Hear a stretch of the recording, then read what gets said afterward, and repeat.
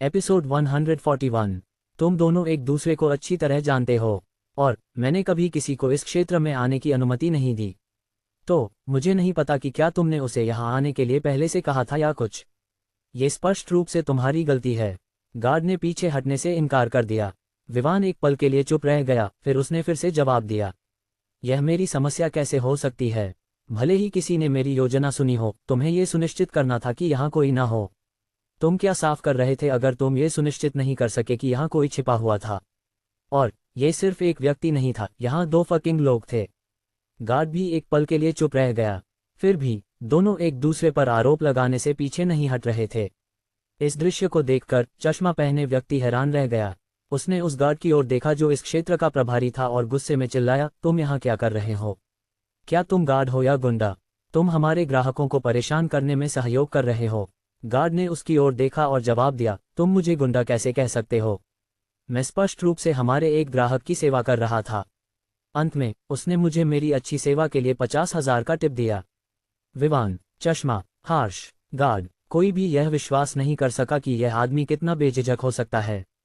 वह अपराध को जिम्मेदारी में बदल सकता था, और सबसे आश्चर्यजनक बात यह थी कि वह दूसरों पर आरोप लगाने की क्षमता रखता था। ग्राहकों की सेवा तुम्हारी हेड।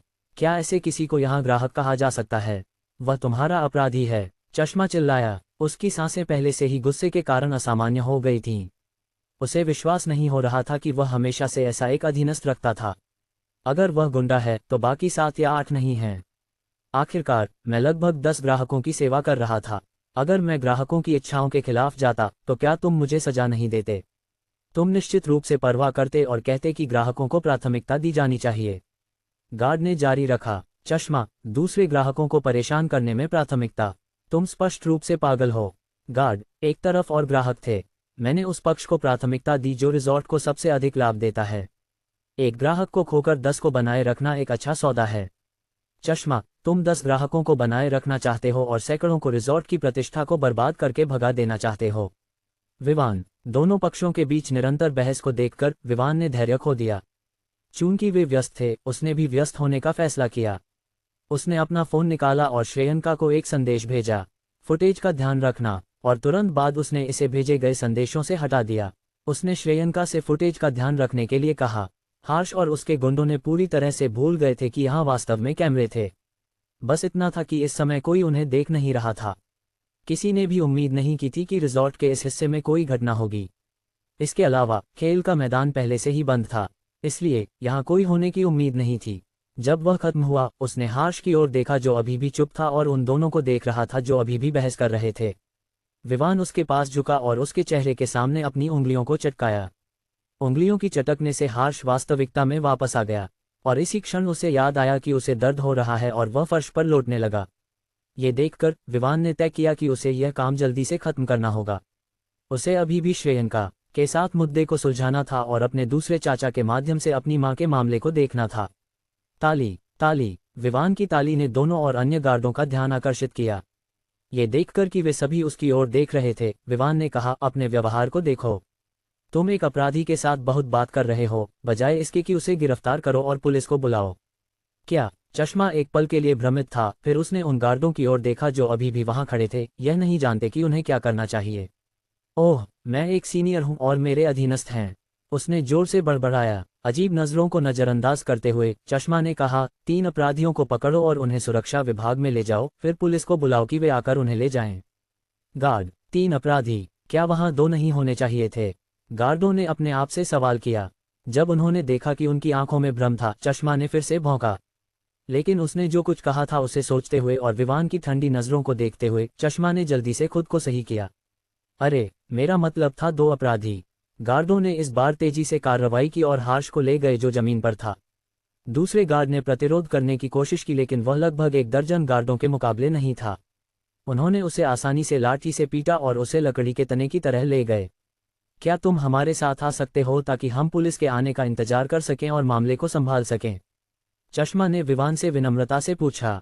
बस पहले फुटेज देखो, अगर उसमें कोई समस्या है तो तुम आकर मुझसे मिल सकते हो। मुझे अभी और काम करना है, तो मैं जा रहा हूं। विवान ने सिर हिलाया और चला गया। चश्मा ने एक पल के लिए उस दिशा में देखा जहां विवान चला गया, फिर वह गार्डों के साथ सुरक्षा विभाग की ओर चला गया। कमरे में वापस आने पर उसने पाया कि श्रेयंका अभी भी लैपटॉप पर व्यस्त थी। इसके अलावा कमरे में 3 लड़कियां थीं। वे स्पष्ट रूप से उसकी वापसी का इंतजार कर रही थीं। विवान, तुम वापस आ गए। सान्या ने जब देखा कि विवान लौट आया तो वह अपने पैरों पर खड़ी हो गई। अन्य लड़कियां भी उसका स्वागत करने के लिए खड़ी हो गईं। हाँ, वह आदमी रिजॉर्ट के सुरक्षा विभाग द्वारा ले जाया गया है। पुलिस को आज रात एक मेहमान मिलने वाला है, विवान ने कहा और एक सोफे पर बैठ गया। दीपिका और पूजा ने सान्या की मदद के लिए विवान का धन्यवाद किया। फिर लड़कियों और विवान ने कुछ मिनटों तक बातचीत की, विवान से यह पूछते हुए कि वहाँ क्या हुआ। विवान ने उनसे कुछ भी छिपाया नहीं और उन्हें बताया कि वहाँ वास्तव में क्या हुआ। इसके बाद लड़कियों ने तय किया कि वे पुलिस को उस रात की घटना के बारे में बयान देंगी। हालांकि यह सच था कि हर्ष का परिवार बड़ा था, यह भी सच था कि जब वे एक साथ कार्रवाई करेंगी तो वे हर्ष के परिवार की तुलना में अधिक मजबूत थीं। चूंकि उन्होंने तय कर लिया था, विवान ने उन्हें रोकने का कोई कारण नहीं देखा। वह स्पष्ट रूप से हर्ष को दंडित करने के लिए तैयार था। अगर उसका परिवार ही वह स्तंभ था जिस पर वह दूसरों को परेशान करने के लिए निर्भर था, तो विवान भी सुनिश्चित करेगा कि वह पूरी तरह से गिर जाए। कुछ समय बाद विवान ने लड़कियों से कहा कि वे जाकर सो जाएं। आखिरकार आधी रात हो चुकी थी। वे दिन भर व्यस्त थीं और इस समय जागते रहना अच्छा नहीं था। जब वे चली गईं, विवान ने श्रेयंका की ओर देखा और पूछा, क्या तुमने फुटेज का ध्यान रखा? हाँ मास्टर, मैंने फुटेज को पूरी तरह से संपादित कर दिया है और तुम्हारे चेहरे को दिखाने वाले हिस्सों को हटा दिया है। मैंने खाली जगहों को तुम्हारी पीठ दिखाने वाले दृश्यों से भर दिया है। श्रेयंका ने सिर हिलाते हुए जवाब दिया। विवान ने संतोष से सिर हिलाया। यह एक अच्छी बात थी जो उसे श्रेयंका में पसंद थी। वह जल्दी से उसकी बात समझ सकती थी। खैर, ये सान्या के मामले के अलावा था। अब श्रेयंका ने पिछले मामले पर ध्यान केंद्रित किया, जो कि केरला के बारे में जानकारी इकट्ठा करना था। विवान चाहता था कि वह उन सभी जानकारी को खोजे जो मारियन ने पहले बात की थी। हालांकि वह चाहता था कि वह मारियन और केरला के संवाद की जानकारी के साथ साथ इस वर्ष और पिछले वर्ष में उनके खर्चों के तरीके की भी जांच करे। उसने अभी भी याद रखा कि श्रेयंका भी एक इंसान है और उसे आराम करना चाहिए। इसलिए जब उसने मारियन के सभी डेटा को खोज लिया, विवान ने उसे आराम करने के लिए कहा और अगले दिन चीजें जारी रखने के लिए कहा। आखिरकार, हालांकि यह सच था कि वह रात भर जाग सकती थी, उसने सोचा कि यह इसके लायक नहीं था। ये ठीक था कि देर से सोना और जल्दी उठना। इसके अलावा विवान उसे ऐसा करने की अनुमति नहीं देने वाला था। अगली सुबह खेल के मैदान के बंद होने की खबर रिजॉर्ट की सभी सुविधाओं में फैल गई। वहां अभी भी 2 अन्य खेल के मैदान थे, इसलिए बच्चे अभी भी खेल सकते थे। अब जब छुट्टी का मूड पिछले दिन की घटनाओं की श्रृंखला से पहले ही खराब हो चुका था, विवान और लड़कियों ने जाने का फैसला किया। लड़कियों ने समूह में अन्य लड़कियों को बताया कि पिछले रात क्या हुआ। इसके बाद सान्या, दीपिका, पूजा और विवान स्टार अस्पताल में जोनाथन का दौरा करने गए। उन्हें देखकर जोनाथन मुस्कुराया और पूछा, क्या तुम लोग मुझे याद कर रहे थे? अब जोनाथन को केवल आराम करने की जरूरत थी, इससे पहले कि वह हमले से पहले की स्थिति में वापस आ जाए। उसकी रिकवरी की गति इतनी अद्भुत थी कि यह विवान को भी आश्चर्यचकित कर देती थी। वैसे जोनाथन को गंभीर चोटें नहीं आई थीं, बस इतना था कि उसके शरीर में जहर ने रक्त के थक्के बनने की गति को कम कर दिया था। इसलिए वह घावों से बहुत अधिक रक्त खो बैठा और इसी कारण वह बेहोश हो गया। अन्यथा वह ठीक होता। कौन तुम्हें याद कर रहा है? विवान ने जवाब दिया। लड़कियां स्पष्ट रूप से उसे धोखा दे रही थीं। हाँ, हम तुम्हें याद कर रहे थे जोनाथन। विवान, क्या हम एक टीम नहीं हैं? विवान ने अपने आप से यह सवाल किया। दूसरी ओर जोनाथन ने विवान के गहरे चेहरे को देखकर मुस्कुराया। जब उसने देखा कि जोनाथन उसे मजाक बनाने के लिए कुछ पाने वाला है, विवान ने बस अपना सिर मोड़ लिया और फिर से बड़बड़ाया। लड़कियां जब इस दृश्य को देखती हैं तो हंसने लगती हैं। फिर भी समूह ने कुछ मिनटों तक बातचीत की। फिर विवान ने कहा कि वे वोलेन सिटी छोड़ने वाले हैं। तुम मेरे साथ रह सकते हो जब तक तुम ठीक नहीं हो जाते। उसके बाद तुम अपने काम पर वापस जा सकते हो, नहीं तो तुम्हारे दुश्मन मुझ पर हमला करने आ सकते हैं, सोचते हुए कि मैं तुम हूं। विवान ने प्रस्ताव दिया। जोनाथन ने कुछ समय तक सोचा और फिर प्रस्ताव को स्वीकार कर लिया। अगर विवान स्पाइडर का सामना कर सकता था तो यह सच था कि वह उसकी देखभाल कर सकता था। इसके अलावा विवान के मौजूद होने से यह अधिक संभावना थी कि उसके दुश्मन उसके पीछे आएंगे, जिससे उसे जोनाथन एक ब्रेक मिलेगा। जोनाथन ने डॉक्टर को रिहा करने के लिए मनाने में सफल रहा। पुलिस के मामले के लिए जोनाथन के अधीनस्थों ने इसे संभाला। जब वे अस्पताल से बाहर निकले तो वे रिजॉर्ट वापस गए और फिर यूरोकॉप्टर के जरिए सोमेश्वर सिटी लौट गए। समूह ने दोपहर से पहले सोमेश्वर सिटी में वापस पहुंचने में सफलता पाई। वहां पहुंचने के बाद विवान ने जोनाथन से प्रिंस मैंशन में एक कमरा चुनने के लिए कहा, ठीक वैसे ही जैसे गैब्रियल ने किया था। श्रेयंका ने भी उसी मैंशन में एक कमरा चुना। जब सब कुछ हो गया तो श्रेयंका और विवान ने जांच जारी रखी। चूंकि वे सब कुछ नए सिरे से कर रहे थे, इसलिए इसमें कुछ समय लगेगा। दूसरी ओर विवान ने आयुष और ट्रेसी को फोन किया, उन्हें सूचित किया कि उन्हें कंपनी के संपर्कों का उपयोग करके हार्श के परिवार को दबाना होगा। एक सुरक्षा कंपनी के रूप में इसके संपर्क में बहुत से लोग आए थे। इसके अलावा कई लोग गुड विजन सिक्योरिटी लिमिटेड के साथ संबंध बनाने के लिए इच्छुक थे। इसलिए ये लोग एक छोटे परिवार को दबाने या नष्ट करने के लिए अधिक इच्छुक होंगे। विवान ने तय किया कि हार्श का परिवार नीचे जाना चाहिए। लड़कियों से मिली जानकारी के अनुसार विवान जानता था कि यह हार्श का ऐसा करने का पहला मौका नहीं था।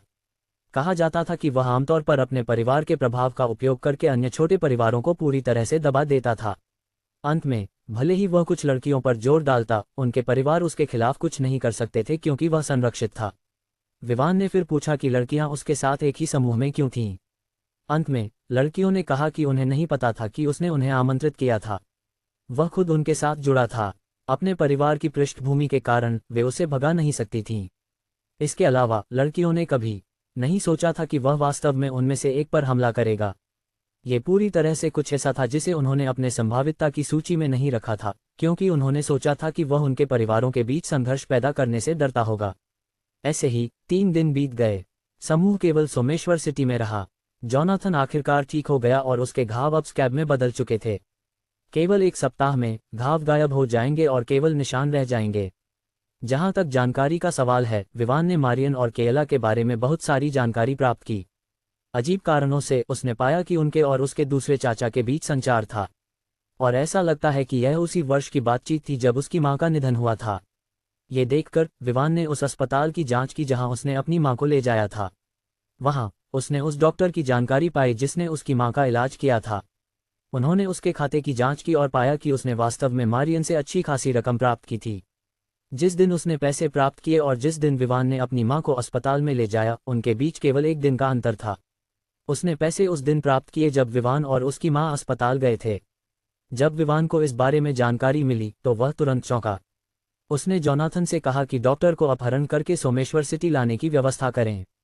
अपने समूह का उपयोग करते हुए जोनाथन ने डॉक्टर को आसानी से पकड़वाने में सफल रहा और उसे उस सुनसान गोदाम में भेज दिया जहां जर्क ब्रदर्स गैंग ने अपना बेस बनाया था। जर्क ब्रदर्स ने विवान को $30 मिलियन के साथ 700 लोगों के लिए गोदाम को एक बेस के रूप में भी पेश किया था, जो विवान की तरफ मुड़ गए थे। चूंकि विवान ने एक मौका दिया था, जर्क ब्रदर्स ने उसके साथ संबंध बनाने का निर्णय लिया। पहले विवान ने सोचा था कि वह इस गोदाम का उपयोग नहीं करेगा। अंत में उसने कभी नहीं सोचा था कि वह वास्तव में किसी का अपहरण करेगा। विवान ने बेंटले कॉन्टिनेंटल जीटी ली और गोदाम की ओर बढ़ा। उसे खुद पूछताछ करनी थी। हालांकि श्रेयंका इस सब को संभाल सकती थी, विवान ने सोचा कि चूंकि यह उसकी मां से संबंधित था, उसे इसे खुद संभालना चाहिए। कुछ समय बाद वे गोदाम पहुंचे। उसने देखा कि उसके द्वारा लाए गए समूह ने डॉक्टर पर नजर रखी हुई थी ताकि कुछ भी न हो। जब उन्होंने उसे आते देखा तो वे आगे बढ़कर उसका स्वागत करने लगे। विवान का उनके साथ समय बर्बाद करने का कोई इरादा नहीं था। इसके बजाय उसने उनसे कहा कि उन्हें उसे उस जगह ले जाना चाहिए जहां उन्होंने डॉक्टर को रखा था। जब विवान ने डॉक्टर को देखा जो उस सोफे पर बैठा था जिस पर वह उस समय बैठा था जब उसका अपहरण हुआ था, तो विवान के होठों में हल्की सी मुस्कान आई। अब उसे यह सोचने लगा कि क्या गैंग के पास कैदियों को रखने के लिए कोई और जगह नहीं थी। किसी भी मामले में विवान आया और डॉक्टर के सामने बैठ गया। उसकी उपस्थिति को देखकर डॉक्टर बोलने लगा, क्या तुम जानते हो कि मैं कौन हूं? मैं एक डॉक्टर हूं। अगर पुलिस को पता चला कि तुमने मेरा अपहरण किया है तो तुम जेल में चले जाओगे। उसके शब्दों के जवाब में विवान मुस्कुराया और पूछा, डॉक्टर साहब, क्या आपको शायद मुझे याद है? डॉक्टर, जो अभी भी अपनी सफ़ेद कोट में था, विवान की ओर देखने लगा। उसने उसे ध्यान से देखा, ये सोचते हुए कि क्या उसने कभी उससे पहले मुलाकात की थी। लेकिन चाहे वह कितनी भी कोशिश करे, वह विवान के बारे में कुछ भी याद नहीं कर सका। ओह, लगता है आपकी याददाश्त इतनी अच्छी नहीं है। शायद रॉय परिवार का नाम आपको कुछ याद दिला सकता है। विवान ने पूछा, रॉय परिवार? तुम रॉय परिवार से हो? रॉय परिवार का मुझसे क्या लेना देना है? मैं रॉय परिवार के साथ सहयोग नहीं कर रहा हूं और न ही मैंने तुम्हें नुकसान पहुंचाया है ना? डॉक्टर ने विवान की ओर देखते हुए कहा। हे, विवान ने हंसते हुए सिर हिलाया। क्या तुम इस पर सुनिश्चित हो? लगभग 4 साल पहले क्या तुमने रॉय परिवार के किसी व्यक्ति के साथ एक छोटा सा सौदा नहीं किया था, और अगर मैं गलत नहीं हूं तो तुम्हारे खाते में $30,000 ट्रांसफर किए गए थे। जैसे ही विवान ने 4 साल पहले की बात की, डॉक्टर के चेहरे का भाव बदल गया। इसी क्षण उसे विवान के चांदी के बाल और नीली आंखें याद आईं। उस समय विवान युवा था और वह अब जैसा नहीं था। उसने पेशेवर लड़ाई की क्षमता प्राप्त करने के बाद अपने शरीर को बदल लिया था। इसके अलावा कुछ साल बीत चुके थे और विवान पहले से ही परिपक्व हो चुका था, इसलिए डॉक्टर उसे पहचानने में असफल रहा। उस समय उसे याद था कि उसने रॉय परिवार की एक महिला मारियन से मुलाकात की थी। उसने उसे $30,000 दिए थे ताकि वह माँ और बेटे को बता सके कि महिला के शरीर में कुछ भी गलत नहीं है। उस समय हालांकि वह स्थिति के बारे में संदेह में था, फिर भी उसने सहमति दी। यह एक महिला और एक युवा लड़का था जिनका कोई पृष्ठभूमि नहीं था, इसलिए उसने अस्पताल में व्यवस्था की कि जैसे ही विवान और उसकी मां अस्पताल में पहुंचे, उन्हें उसकी ओर निर्देशित किया गया। फिर चूंकि वह महिला का इलाज नहीं करने वाला था, उसने अपना समय बर्बाद नहीं किया। उसने बस रक्त का नमूना लिया और उसे फेंक दिया। कुछ समय इंतजार करने के बाद उसने परिणामों को जाली बनाया और उन्हें बताया कि अस्पताल को महिला के शरीर में कुछ भी गलत नहीं मिला। उसने उस समय दोनों का एक छाप छोड़ा था, उनके अनोखे चांदी के बाल और नीली आंखों के कारण। इसके अलावा वे वास्तव में अच्छे दिखते थे, लेकिन समय बीतने के साथ उसने उन्हें पूरी तरह से भुला दिया और रॉय परिवार के किसी व्यक्ति के साथ फिर से कोई सौदा नहीं किया। उसने सोचा कि यह कुछ बड़ा नहीं था। उसने महिला को जहर नहीं दिया, उसने बस ये तय किया कि वह वास्तव में उसका इलाज नहीं करेगा। वह किसी अन्य अस्पताल में जाकर पुष्टि कर सकती थी। इसलिए उसने सोचा कि हालांकि उसने एक डॉक्टर के रूप में अपने कोड के खिलाफ जा रहा था, उसने खुद को बताया कि उसने उसे नुकसान नहीं पहुंचाया। अब जब उसे उस दृश्य की याद दिलाई गई और वह देख सकता था कि विवान वास्तव में उस सौदे के बारे में जानता था, तो वह डर गया। लेकिन ये सोचकर कि वह क्रिस्टल सिटी के सबसे बड़े अस्पताल में सबसे अच्छे डॉक्टरों में से एक था, वह आराम कर गया। तो तुम वही हो। खैर, तुम मुझे अपनी माँ का इलाज न करने के लिए दोष नहीं दे सकते। तुम लोग किसी अन्य अस्पताल में जाकर चेकअप करवा सकते थे। डॉक्टर ने आराम से कहा, जैसे वह सोफे पर झुक गया। क्या तुम जानते हो कि उसके कारण वह अंत में वास्तव में मर गई? विवान का चेहरा ठंडा हो गया जब उसने ये शब्द कहे। क्या वह मर गई? खैर, यह मुझे प्रभावित नहीं करता। मैंने कई लोगों को मरते देखा है। इसलिए तुम्हारी माँ की मौत मुझसे संबंधित नहीं है और मुझे परवाह नहीं है कि वह मरी या जिंदा है। डॉक्टर ने बोलते हुए एक ऑन किया। ये स्पष्ट था कि उसे विवान की बिल्कुल परवाह नहीं थी। उसने सोचा कि एक डॉक्टर के रूप में उसकी स्थिति के कारण विवान उसे नुकसान पहुंचाने की हिम्मत नहीं करेगा। इसके अलावा जिस तरह से उसे इलाज मिला था, उसने महसूस किया कि यह बस एक साधारण पूछताछ थी। जैसे ही उसने बोलना खत्म किया, उसे अपने चेहरे पर कुछ बड़ा और कठोर लगने लगा। वह गिरने के लिए मजबूर हो गया, यहाँ तक कि जिस सोफे पर वह बैठा था वह भी उस भूसे की शक्ति के कारण पलट गया। डॉक्टर अपने पैरों पर खड़ा हुआ और दर्द में चिल्लाया। उसने अपनी टूटी नाक को पकड़ा जो पहले से ही लगातार खून बहा रही थी। तुम्हें परवाह नहीं है। तुमने कई मौतें देखी हैं, है ना? शायद तुमने और भी अधिक मौतें की हैं, लेकिन एक गलती जो तुमने की थी वह ये थी कि तुमने धोखा दिया और मेरी माँ को मरने दिया। विवान ने गुस्से में चिल्लाया। ये शहर का सबसे अच्छा अस्पताल था। हमें तुम्हारी व्यवस्था के कारण तुम्हारे पास लाया गया। अगर सबसे अच्छे अस्पताल ने मेरी माँ में कोई समस्या नहीं पाई, तो क्या तुमने उम्मीद की थी कि हम वास्तव में छोटे अस्पतालों में जाकर देखेंगे? उस समय मेरी माँ का शरीर पहले से ही कमजोर था और वह ज्यादा चल नहीं सकती थी। अगर तुम्हारा उसकी दवा का ध्यान रखने का कोई इरादा नहीं था, तो तुम किसी और डॉक्टर को इसे संभालने दे सकते थे। फिर भी तुमने इसे लिया और तुम मुझसे कहते हो कि तुम्हें परवाह नहीं है। बस देखो मैं तुम्हारे साथ कैसे निपटता हूँ। विवान ने बोलना जारी रखा और फिर डॉक्टर की ओर दौड़ा जो अभी अपने पैरों पर खड़ा हुआ था और उसे पीटने लगा। बस इंतजार करो और देखो मैं तुम्हारे साथ कैसे निपटता हूँ। विवान ने बोलना जारी रखा और डॉक्टर की ओर दौड़ा जो अभी अपने पैरों पर खड़ा हुआ था और उसे पीटने लगा। तुम क्या कर रहे हो? मैं एक डॉक्टर हूँ। डॉक्टर इतनी डर गया कि उसने विवान पर चिल्लाते हुए कहा, उम्मीद करते हुए कि विवान उसे पीटना बंद कर देगा। यह पूरी तरह से उसकी उम्मीदों के खिलाफ था। उसने कभी नहीं सोचा था कि वह वास्तव में विवान के हाथों पिटाई का शिकार होगा। डॉक्टर के भागने से पहले एक और घूंसा उसके चेहरे पर लगा। उसी समय विवान चिल्लाया, क्या तुम अभी भी खुद को डॉक्टर कहने की हिम्मत करते हो? क्या तुम सोचते हो कि तुम इस शीर्षक के लायक हो? मैं ये सुनिश्चित करने जा रहा हूं कि तुमने जो किया है उसका भुगतान करो। जैसे ही उसने ये शब्द कहे, उसने डॉक्टर को लगातार घूंसे और लातें मारीं। लेकिन फिर भी उसने ये सुनिश्चित किया कि उसके घूंसे और लातें इतनी भारी न हों कि वह उसे मार डाले। विवान चाहता था कि डॉक्टर को शारीरिक दर्द का अनुभव हो, फिर वह सुनिश्चित करेगा कि उसकी डॉक्टर के रूप में जिंदगी खत्म हो जाए। विवान की नरमी का कारण ये था कि वह नहीं था जिसने वास्तव में अपनी मां को मारने की योजना बनाई थी, लेकिन वह अभी भी इसमें शामिल था, और इसके लिए सजा केवल उसे पीटने से ज्यादा होनी चाहिए थी। डॉक्टर की चीखें उन लोगों को डराने लगी जो जगह की सुरक्षा कर रहे थे। वे यह नहीं सोच सकते थे कि उस गरीब डॉक्टर के साथ क्या हो रहा है कि वह इस तरह चिल्ला रहा था। विवान को डॉक्टर की चीखों की परवाह नहीं थी। उसने उसे तब तक पीटा जब तक वह बेहोश नहीं हो गया, लेकिन फिर भी उसने उसे तब तक पीटा जब तक वह उस तीव्र दर्द से जाग नहीं गया जो वह महसूस कर रहा था। इस तरह 30 मिनट से अधिक समय तक डॉक्टर ने दर्द के कारण बेहोश होने और फिर तीव्र दर्द से जागने का चक्र अनुभव किया। जब विवान ने देखा कि डॉक्टर टूटने वाला है, तब उसने रुकने का फैसला किया। वह नहीं चाहता था कि यह आदमी एक सब्जी में बदल जाए, अन्यथा वह मानसिक यातना कैसे देगा। डॉक्टर को देखकर जो अब पहचानने योग्य नहीं था, विवान ने संतोष से सिर हिलाया क्योंकि उसे लगा कि उसने अपने दिल में कुछ समय से जमा गुस्से को आंशिक रूप से बाहर निकाला है, लेकिन ये केवल अस्थायी रूप से शांत हुआ था। उसे यह सुनिश्चित करने के लिए अभी भी बहुत कुछ करना था कि उसके दिल का गुस्सा वास्तव में कम हो जाए। अपने रुमाल को लेकर विवान ने अपने हाथों पर लगे खून को पोंछा। फिर उसने बाहर समूह को बुलाया कि वे उस आदमी को बाहर ले जाएं। उसने उन्हें निर्देश दिया कि उसे ऐसे फेंक दे कि कोई उसे ढूंढ सके। वह उसे केवल पीटने से ज्यादा करने की योजना बना रहा था, और सजा के अगले भाग के लिए विवान को उसे रिहा करना था ताकि वह उसका इलाज करवा सके। फिर विवान गोदाम से बाहर निकला और महल की ओर चला गया। ये सुनिश्चित करते हुए कि कोई उसे न देखे, विवान अपने कमरे में प्रवेश करने में सफल रहा और स्नान करने के बाद डॉक्टर के खून से सने कपड़े बदल लिए। इसके बाद उसने श्रेयंका से कहा कि वह उस गंदगी की जांच करे जो डॉक्टर ने अपने काम के वर्षों में जमा की थी, और अगर यह पर्याप्त नहीं था तो उसे इसमें और जोड़ने के तरीके खोजने थे। वह ये सुनिश्चित करना चाहता था कि इस आदमी ने वर्षों में जो प्रतिष्ठा बनाई थी वह पूरी तरह से कुचली जाए। इस तरह वह सुनिश्चित करेगा कि उसे जेल भेजा जाए। उसे जीवन भर की सजा मिलनी चाहिए।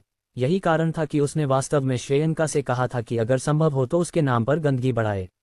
वह नहीं चाहता था कि यह आदमी जेल में जाए और कुछ वर्षों बाद बाहर आ जाए। वह चाहता था कि वह वहीं मरे। यह उसके द्वारा प्राप्त की गई सबसे कम सजा थी। जहां तक उस व्यक्ति का सवाल था जिसने वास्तव में उसकी मां को मारा, उस व्यक्ति को केवल एक सजा मिलनी चाहिए थी, मौत। क्रिस्टल सिटी, रॉय परिवार का महल। एक कमरे में केला अपनी मां को देख रही थी। उसकी मां के सुनहरे बाल थे जो उसके जैसे ही थे और भूरे रंग की आंखें थीं। उसकी अच्छी काया थी, ये दिखाते हुए कि वह अपनी उम्र के बावजूद, 3 बच्चों की मां होने के बावजूद खुद को बनाए रखने की कोशिश कर रही थी। मां, डॉक्टर का आज अपहरण कर लिया गया। मैंने परिवार में हमारे पास मौजूद सभी संपर्कों का उपयोग करने की कोशिश की है, लेकिन उसका कोई पता नहीं है। ऐसा लगता है जैसे वह बस गायब हो गया है। केला एक जगह पर बैठ नहीं पा रही थी। अब वह चिंतित थी। उसे अभी भी याद था जब विवान ने उसे बताया था कि वह वास्तव में खुद पता लगाएगा।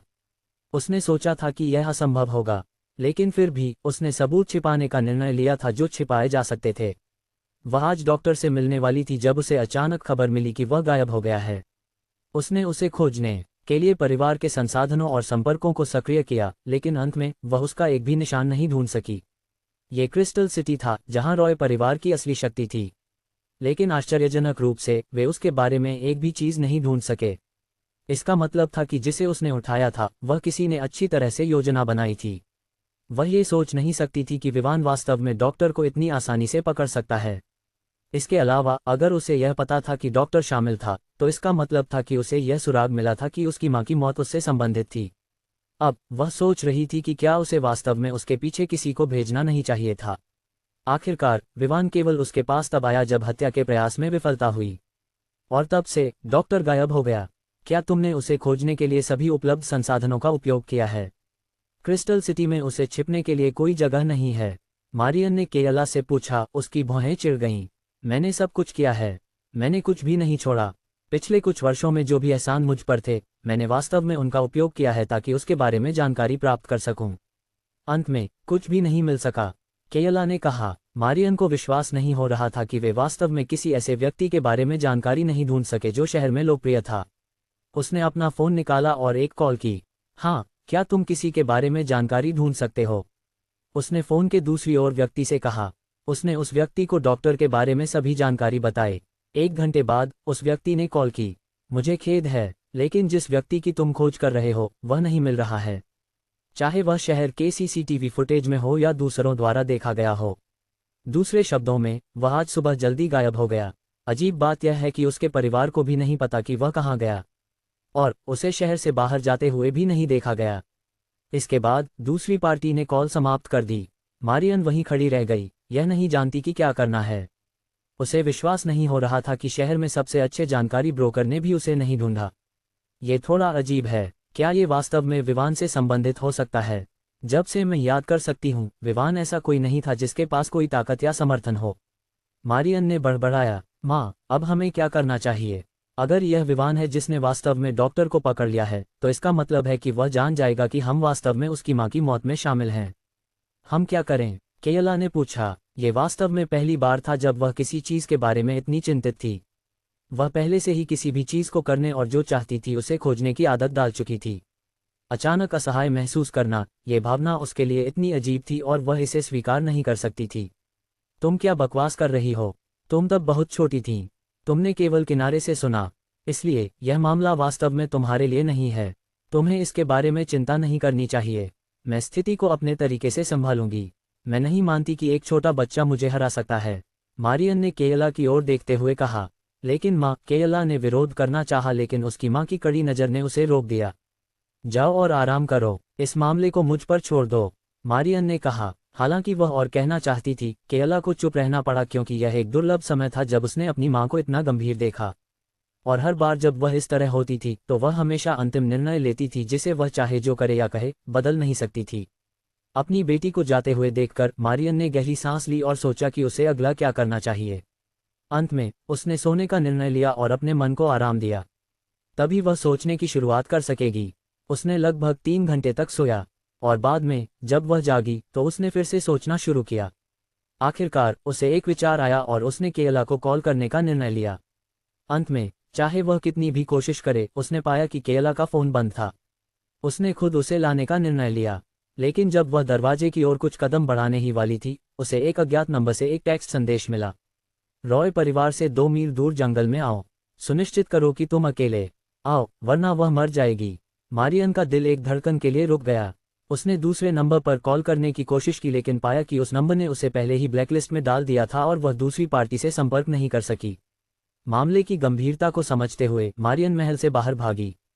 उसने जो अजीब नज़रें उसे मिल रही थीं, उन्हें नज़रअंदाज करते हुए वह अपनी कार में बैठ गई और तेज़ी से चल दी। केयला उसकी सबसे छोटी बेटी थी और वह किसी को उसे नुकसान पहुंचाने की अनुमति नहीं देने वाली थी। उसने हमेशा उस लड़की पर ध्यान दिया था क्योंकि वह खुद के समान स्वभाव की थी। इसलिए वह उसे अपने 3 बच्चों में सबसे ज़्यादा प्यार करती थी। कुछ समय बाद वह उस जंगल में पहुंची जहां उसे आने के लिए कहा गया था। उसने सड़क पर तेजी से चलाया और ट्रैफिक लाइट्स की परवाह नहीं की। सौभाग्य से कोई ट्रैफिक पुलिस उसका पीछा नहीं कर रहा था। जैसे ही वह सोच रही थी कि उसे कहाँ जाना चाहिए, उसे उसी नंबर से एक और टेक्स्ट मिला। बस जंगल के केंद्र की ओर बढ़ो। केयला की पाव। अपनी माँ के कमरे से बाहर निकलने के बाद मैंने परिवार के महल को छोड़ दिया। हालांकि मेरी माँ ने कहा था कि मुझे इस मामले को उसे सौंप देना चाहिए, लेकिन मैं ऐसा करने वाली नहीं थी। मुझे पता था कि यह सब मेरी वजह से शुरू हुआ था। यह एक तितली प्रभाव की तरह था।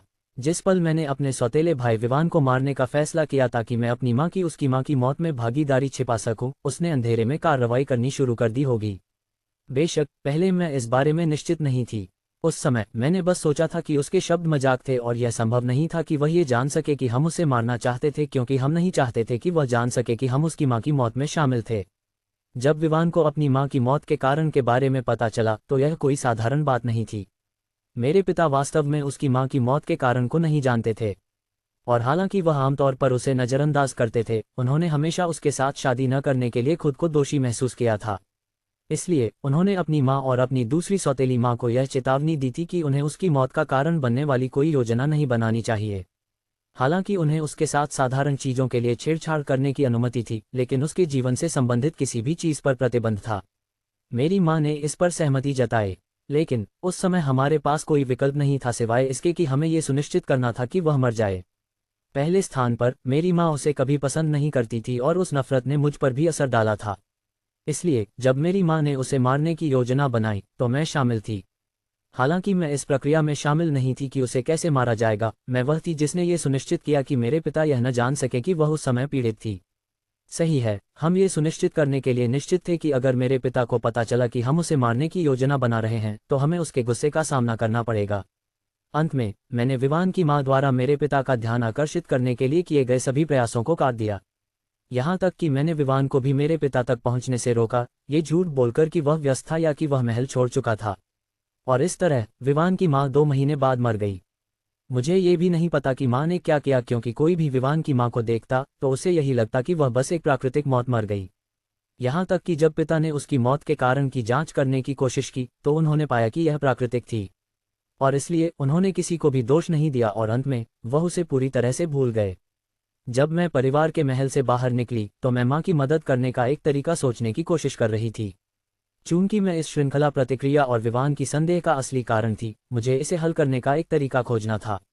अगर मैं वास्तव में उसे मार सकती तो यह अच्छा होता। जब वह क्रिस्टल सिटी और इस दुनिया में नहीं होगा तो मुझे यकीन था कि उसे खत्म करना बिना किसी सबूत छोड़े कोई समस्या नहीं होगी। जिस कारण से वह मुझे पिछले बार मिला था वह बस इसलिए था क्योंकि मां ने जो हत्यारा बुलाया था वह इतना कमजोर था कि वह विवान को भी नहीं मार सका। मैं अपनी कार में बैठ गई और शहर के बाहरी इलाके की ओर बढ़ी। मैंने शहर छोड़ने और वोलेंट सिटी जाने की योजना बनाई। अगर मैं विवान से मिलकर उसे मार सकती तो मुझे ये सोचने की परेशानी नहीं होती कि अपने पिता को विवान की मां की मौत के बारे में कैसे पता न चलने दूं। मैं शहर से काफ़ी दूर जा चुकी थी जब अचानक एक रेंज रोवर ने मेरी राह रोक दी। ये जगह काफ़ी सुनसान थी और यहाँ गाड़ियों की संख्या कम थी। इसका कारण ये था कि यह सड़क लंबी थी और वोलेंट सिटी की ओर जाने वाली एक छोटी सड़क थी। मैंने इस सड़क का उपयोग करने का निर्णय लिया क्योंकि मुझे पता था कि मेरा मन बेतरतीब है और मैं व्यस्त सड़क पर अच्छी तरह से नहीं चला पाऊंगी। मुझे रेंज रोवर से टकराने से बचने के लिए आपातकालीन ब्रेक दबाने के लिए मजबूर होना पड़ा। इसके बाद मैं कार से बाहर निकली और उस कार की ओर देखकर गुस्से में चिल्लाई, तुम क्या कर रहे हो? क्या तुम नहीं जानते कि यह एक सड़क है? तुम यहाँ एक दुर्घटना करवा दोगे। जैसे ही मैंने बोलना खत्म किया मैंने देखा कि कार की हेडलाइट्स जल गईं और उसके बाद रेंज रोवर मेरी ओर तेजी से बढ़ी। मैं बहुत डर गई। जिस तरह से रेंज रोवर मेरी ओर आ रही थी मुझे पता था कि यह नहीं रुकेगी। शायद ड्राइवर मेरे शब्दों से नाराज हो गया था, लेकिन ये ड्राइवर के लिए मुझे मारने की कोशिश करने का अच्छा कारण नहीं है ना? मेरे विचार अभी भी बेतरतीब थे, फिर भी मैंने साइड में कूदने का प्रबंधन किया और मुश्किल से कार से टकराने से बच गई। मैंने उस कार को देखा जो अचानक रुक गई। मैं अभी अपने पैरों पर खड़ी होने ही वाली थी कि अचानक रेंज रोवर के दरवाजे खुले और 3 भारी भरकम आदमी बाहर निकले। उनका शरीर का आकार डरावना था। हालांकि वे सूट पहने हुए थे, यह उनके शरीर से निकलने वाले गुंडे के वाइब को बिल्कुल भी नहीं मिटा रहा था। मैं पहले से ही डरी हुई थी। अब जब मैं इन भारी भरकम पुरुषों को अपनी ओर बढ़ते हुए देख रही थी तो मेरे दिल में डर और बढ़ गया। तुम क्या करने जा रहे हो? मैंने उनसे सवाल करने की कोशिश की। जब मैंने विवान की ठंडी आंखों का सामना किया था तब जो साहस मेरे पास था वह अब गायब हो गया था। वहां कम से कम मुझे पता था कि हम एक रिजॉर्ट में थे और विवान वास्तव में मुझ पर हमला करने की कोशिश नहीं करेगा। लेकिन यहाँ हम दूसरों से बहुत दूर थे। अगर इन लोगों का वास्तव में मुझे मारने का इरादा था तो मैं तब तक नहीं बच पाऊंगी जब तक कोई और इस सड़क का उपयोग करने का निर्णय नहीं लेता। अपने शरीर में सभी ताकत इकट्ठा करते हुए मैं जमीन से उठी और कूदने से आई चोटों के दर्द को नज़रअंदाज करते हुए भागने की कोशिश की। अगर मैं अपनी कार के करीब होती तो मैं उसमें चली जाती, लेकिन मेरे और मेरी कार के बीच वे भारी लोग थे, इसलिए मेरे पास केवल सड़क के किनारे के जंगल की ओर भागने के अलावा कोई विकल्प नहीं था। लेकिन तीनों पुरुष मेरे पीछे दौड़ पड़े और जिस ड्रेस में मैं थी वह मुझे दौड़ने में मदद नहीं कर रही थी, इसलिए वे आसानी से मुझ तक पहुंच गए। मुझे अकेला छोड़ दो, मदद करो। मैंने अपने शरीर की सारी ताकत का उपयोग करके उनके हाथों से छूटने की कोशिश की, लेकिन मैं नहीं कर सकी। इसी समय मुझे अचानक एक जोरदार झटका लगा और सब कुछ काला हो गया। मुझे नहीं पता कि मैं बेहोश रहने में कितना समय बिता चुकी थी, लेकिन मुझे ठंडे पानी से जगाया गया जो मेरे शरीर पर डाला गया। पानी ने मुझे अपने पैरों पर कूदने पर मजबूर कर दिया। मैंने डरती हुई आंखों से चारों ओर देखा। फिर मैंने देखा कि मैं वास्तव में किसी तरह की इमारत के अंदर थी। दीवारें लकड़ी की बनी थीं। जब मैंने चारों ओर देखा तो मेरी नज़र अंततः एक व्यक्ति पर पड़ी जो कुर्सी पर बैठा था और मुझे मजाकिया नज़रों से देख रहा था। जा विवान, तुम क्या करने जा रहे हो? मैंने उसे देखते हुए पूछा। उसके पीछे वे 3 लोग थे जिन्होंने मुझे बेहोश किया और यहाँ लाए थे। हाँ, फिर से वही। तुम भी सोचती हो कि मैं विवान हूँ। तुम वह हो जिसने विवान के खिलाफ उस आदमी को, जिसे वाइपर कहा जाता है, भेजा था, है ना? युवा आदमी ने पूछा। उसके शब्दों ने मुझे भ्रमित कर दिया। वह अलग दृष्टिकोण से क्यों बात कर रहा था और वह उस चीज़ के बारे में क्यों पूछ रहा था जिसके बारे में वह पहले से ही जानता था। फिर भी ये सुनिश्चित करने के लिए मैंने फिर से कहा, विवान, मजाक मत करो और मुझे जाने दो। उन 3 लोगों के सामने मैं बेहद डरी हुई थी, लेकिन विवान के सामने कम से कम मुझे उसे डांटने का थोड़ा साहस था। युवती, तुम मुझे किसी और से गलत समझ रही हो। वास्तव में मैं विवान नहीं हूँ, मैं जोनाथन हूँ, विवान का चचेरा भाई। और विवान, उसे यहाँ जल्द ही आना चाहिए। युवा आदमी मुस्कुराते हुए बोला। चचेरा भाई? विवान का चचेरा भाई है? मैंने संदेह से पूछा। ये कैसे संभव था? मैं विवान को बहुत अच्छे से जानती थी। वह कैसे चचेरे भाई हो सकते हैं? इसके अलावा एक चचेरा भाई उसके जैसा दिख सकता है? यह असंभव था, है ना? हाँ, वह आदमी जिसे तुमने भेजा था वह बहुत बेवकूफ़ था। मैंने उसे बताया कि मैं विवान नहीं हूँ। अंत में उसने वास्तव में सोचा कि मैं झूठ बोल रहा हूँ, इसलिए उसने मुझ पर हमला किया और अंत में मर गया। लेकिन मुझे तुम्हारा धन्यवाद करना है कि तुमने उस आदमी को विवान को मारने के लिए भेजा। आखिरकार अगर उस हमले के लिए नहीं होता तो मैं अपने चचेरे भाई से इतनी जल्दी नहीं मिलता। जोनाथन ने फिर से कहा। मैं अभी भी यह समझने में भ्रमित थी कि वह क्या कह रहा था, लेकिन इस समय मैंने अचानक दरवाजे की ओर कदमों की आवाज़ सुनी। मैंने देखा कि कौन आ रहा है।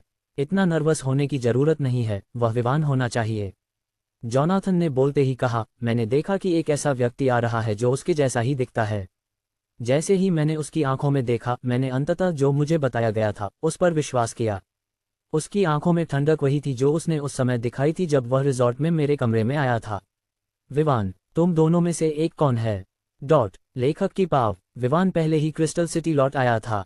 ये पहली बार था जब वह पिछले महीने यहाँ वापस आया था।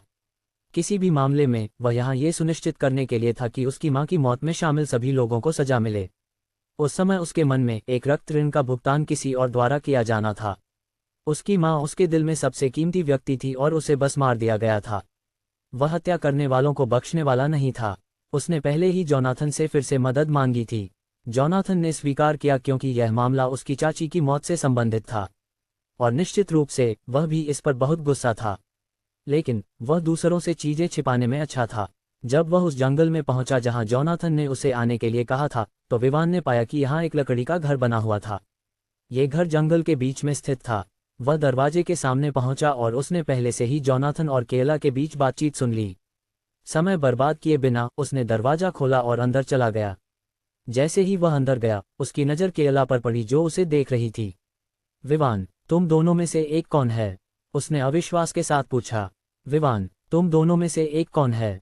केला ने विश्वास के साथ पूछा। विवान ने उसे एक ठंडी नज़र दी और फिर जोनाथन पर ध्यान केंद्रित किया। मैंने उसे पहले ही सूचित कर दिया है, वह कुछ ही मिनटों में यहाँ होगी। जोनाथन ने सिर हिलाया और उसके पीछे खड़े 2 लोगों की ओर देखा। तुम दोनों जा सकते हो और उसे लाकर ला सकते हो। जी बॉस। दोनों ने सिर हिलाया और फिर चले गए। विवान ने केला की ओर देखा और कहा, तुमने मुझे ये बताने से इनकार किया कि तुम मुझे क्यों मारना चाहती थी। मैंने अपनी खुद की जांच की और कारण पता लगाया। बताओ, क्या ये सिर्फ इसलिए है क्योंकि तुम किसी खतरनाक व्यक्ति को अपने पास नहीं चाहती? आखिरकार जब मुझे पता चलेगा कि तुम लोग वास्तव में मेरी माँ की मौत में शामिल थे तो ये परेशानी का कारण बनेगा, है ना? केला, जो अभी भी हैरान थी, ने फिर से विवान की ओर देखा। इस बार उसने देखा कि उसकी आंखों में ठंडक और भी बढ़ गई थी और उसके चारों ओर एक हत्या का इरादा था।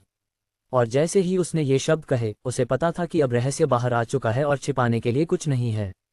इसलिए उसने विवान को तीखे स्वर में कहा, तो क्या हुआ अगर तुम जानते हो? जिस कारण से हमने तुम्हारी माँ को मारा, वह ऐसा कुछ है जिसे तुम समझ नहीं सकते। तुम सोचते हो कि सिर्फ इसलिए कि तुमने एक चचेरा भाई पाया है जो तुम्हारा समर्थन कर सकता है, तुम जो चाहोगे कर सकते हो। तुम कितने नाइव हो। हे, तुम बहुत मजेदार हो। तुम सच में सोचती हो कि विवान मुझ पर निर्भर है? मैं इस समय अपनी सबसे कमजोर स्थिति में हूं और वह मुझे मदद कर रहा है। आखिरकार अगर वह नहीं होता तो मैं खुलकर बड़े कदम उठाने की हिम्मत नहीं कर पाती। जोनाथन ने हंसते हुए कहा। क्या केला स्थिति को समझ नहीं पाए? उसने सोचा था कि विवान अपने चचेरे भाई पर निर्भर है ताकि वह जानकारी प्राप्त कर सके और उसे अपहरण करवा सके। अंत में ये वास्तव में इसके विपरीत था। तो क्या हुआ अगर वह थोड़ा अमीर है? क्या तुम सोचती हो कि तुम उस व्यक्ति से मुकाबला कर सकती हो जिसने मेरी माँ को मारने के लिए कहा? केला ने अभी भी विश्वास नहीं किया कि वे कुछ कर सकते हैं। उसने ये भी महसूस नहीं किया कि एक थप्पड़ उसके बाएं गाल पर लगा। थप्पड़ की शक्ति इतनी बड़ी थी कि उसके गाल तुरंत सूज गए और वह जमीन पर गिर गई। उसने अपने गाल को पकड़ा और उसकी आंखें लाल हो गईं। वह वास्तव में अब दर्द से रोना चाहती थी, लेकिन वह कभी भी विवान को यह नहीं दिखाने वाली थी कि वह रो रही है। तुम फिर से मेरी माँ को बिचर कहने की हिम्मत करोगी तो मैं सुनिश्चित करूंगा कि तुम केवल एक थप्पड़ से ज़्यादा सजा भुगतो। विवान ने ठंडे स्वर में कहा और फिर पीछे जाकर बैठ गया, मारियन के आने का इंतजार करने लगा। इस समय केला के दिल में पहले से ही डर समा गया था। पहली बार उसने विवान का वह पक्ष देखा था जो उसने कभी नहीं देखा था, वह पक्ष जिसने उसे बिना ये सोचे समझे पीट दिया कि वह वास्तव में उससे बड़ी थी। तुम किसका इंतजार कर रहे हो? अगर तुम कुछ करने का इरादा रखते हो तो करो, मैं यहाँ बैठकर कुछ नहीं करने के लिए तैयार नहीं हूँ, केला ने कहा। क्या तुम्हारे पास कोई विकल्प है? अब और मुस्कुराते हुए नहीं, जॉन एथन ने ठंडे स्वर में पूछा।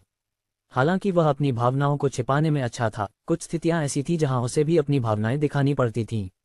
वह अब गुस्से में था कि कोई वास्तव में उसकी चाची को बिचर कहने की हिम्मत कर रहा था। ये देखते हुए कि वे दोनों जुड़वा थे, क्या इसका मतलब यह नहीं था कि उसकी माँ अनिता भी एक बिचर थी? ये देखकर कि उसके पास कुछ करने के लिए नहीं था, केला केवल फर्श पर बैठी रही और इंतजार करती रही। उसे यकीन नहीं था कि वे किसका इंतजार कर रहे थे, लेकिन फिर भी उसने धैर्य रखने का निर्णय लिया, यह उम्मीद करते हुए कि उसकी माँ उसे ढूंढ लेगी। लगभग 10 मिनट बाद बाहर से कदमों की आवाज आई और थोड़ी देर बाद 2 बड़े लोग मारियन के पीछे आए। जब मारियन ने अपनी बेटी को देखा जिसका गाल पहले से ही सूजा हुआ था, तो उसने आश्चर्य और गुस्से में चिल्लाते हुए आगे बढ़कर उसे गले लगा लिया। क्या तुम ठीक हो? किसने तुम्हें मारा? मुझे बताओ, मारियन पूछने लगी। माँ, तुम यहाँ क्या कर रही हो? केला ने अपनी माँ को विश्वास के साथ देखा। उसने उम्मीद नहीं की थी कि उसकी माँ इतनी जल्दी यहाँ आएगी। फिर उसने सोचा कि विवान ने कहा था कि एक महिला यहाँ जल्द ही आएगी। क्या वह उसकी माँ के बारे में बात कर रहा था? केला का दिल धड़कने लगा। अगर यह सच था कि वह उसकी माँ के बारे में बात कर रहा था, तो ये परेशानी का कारण होगा।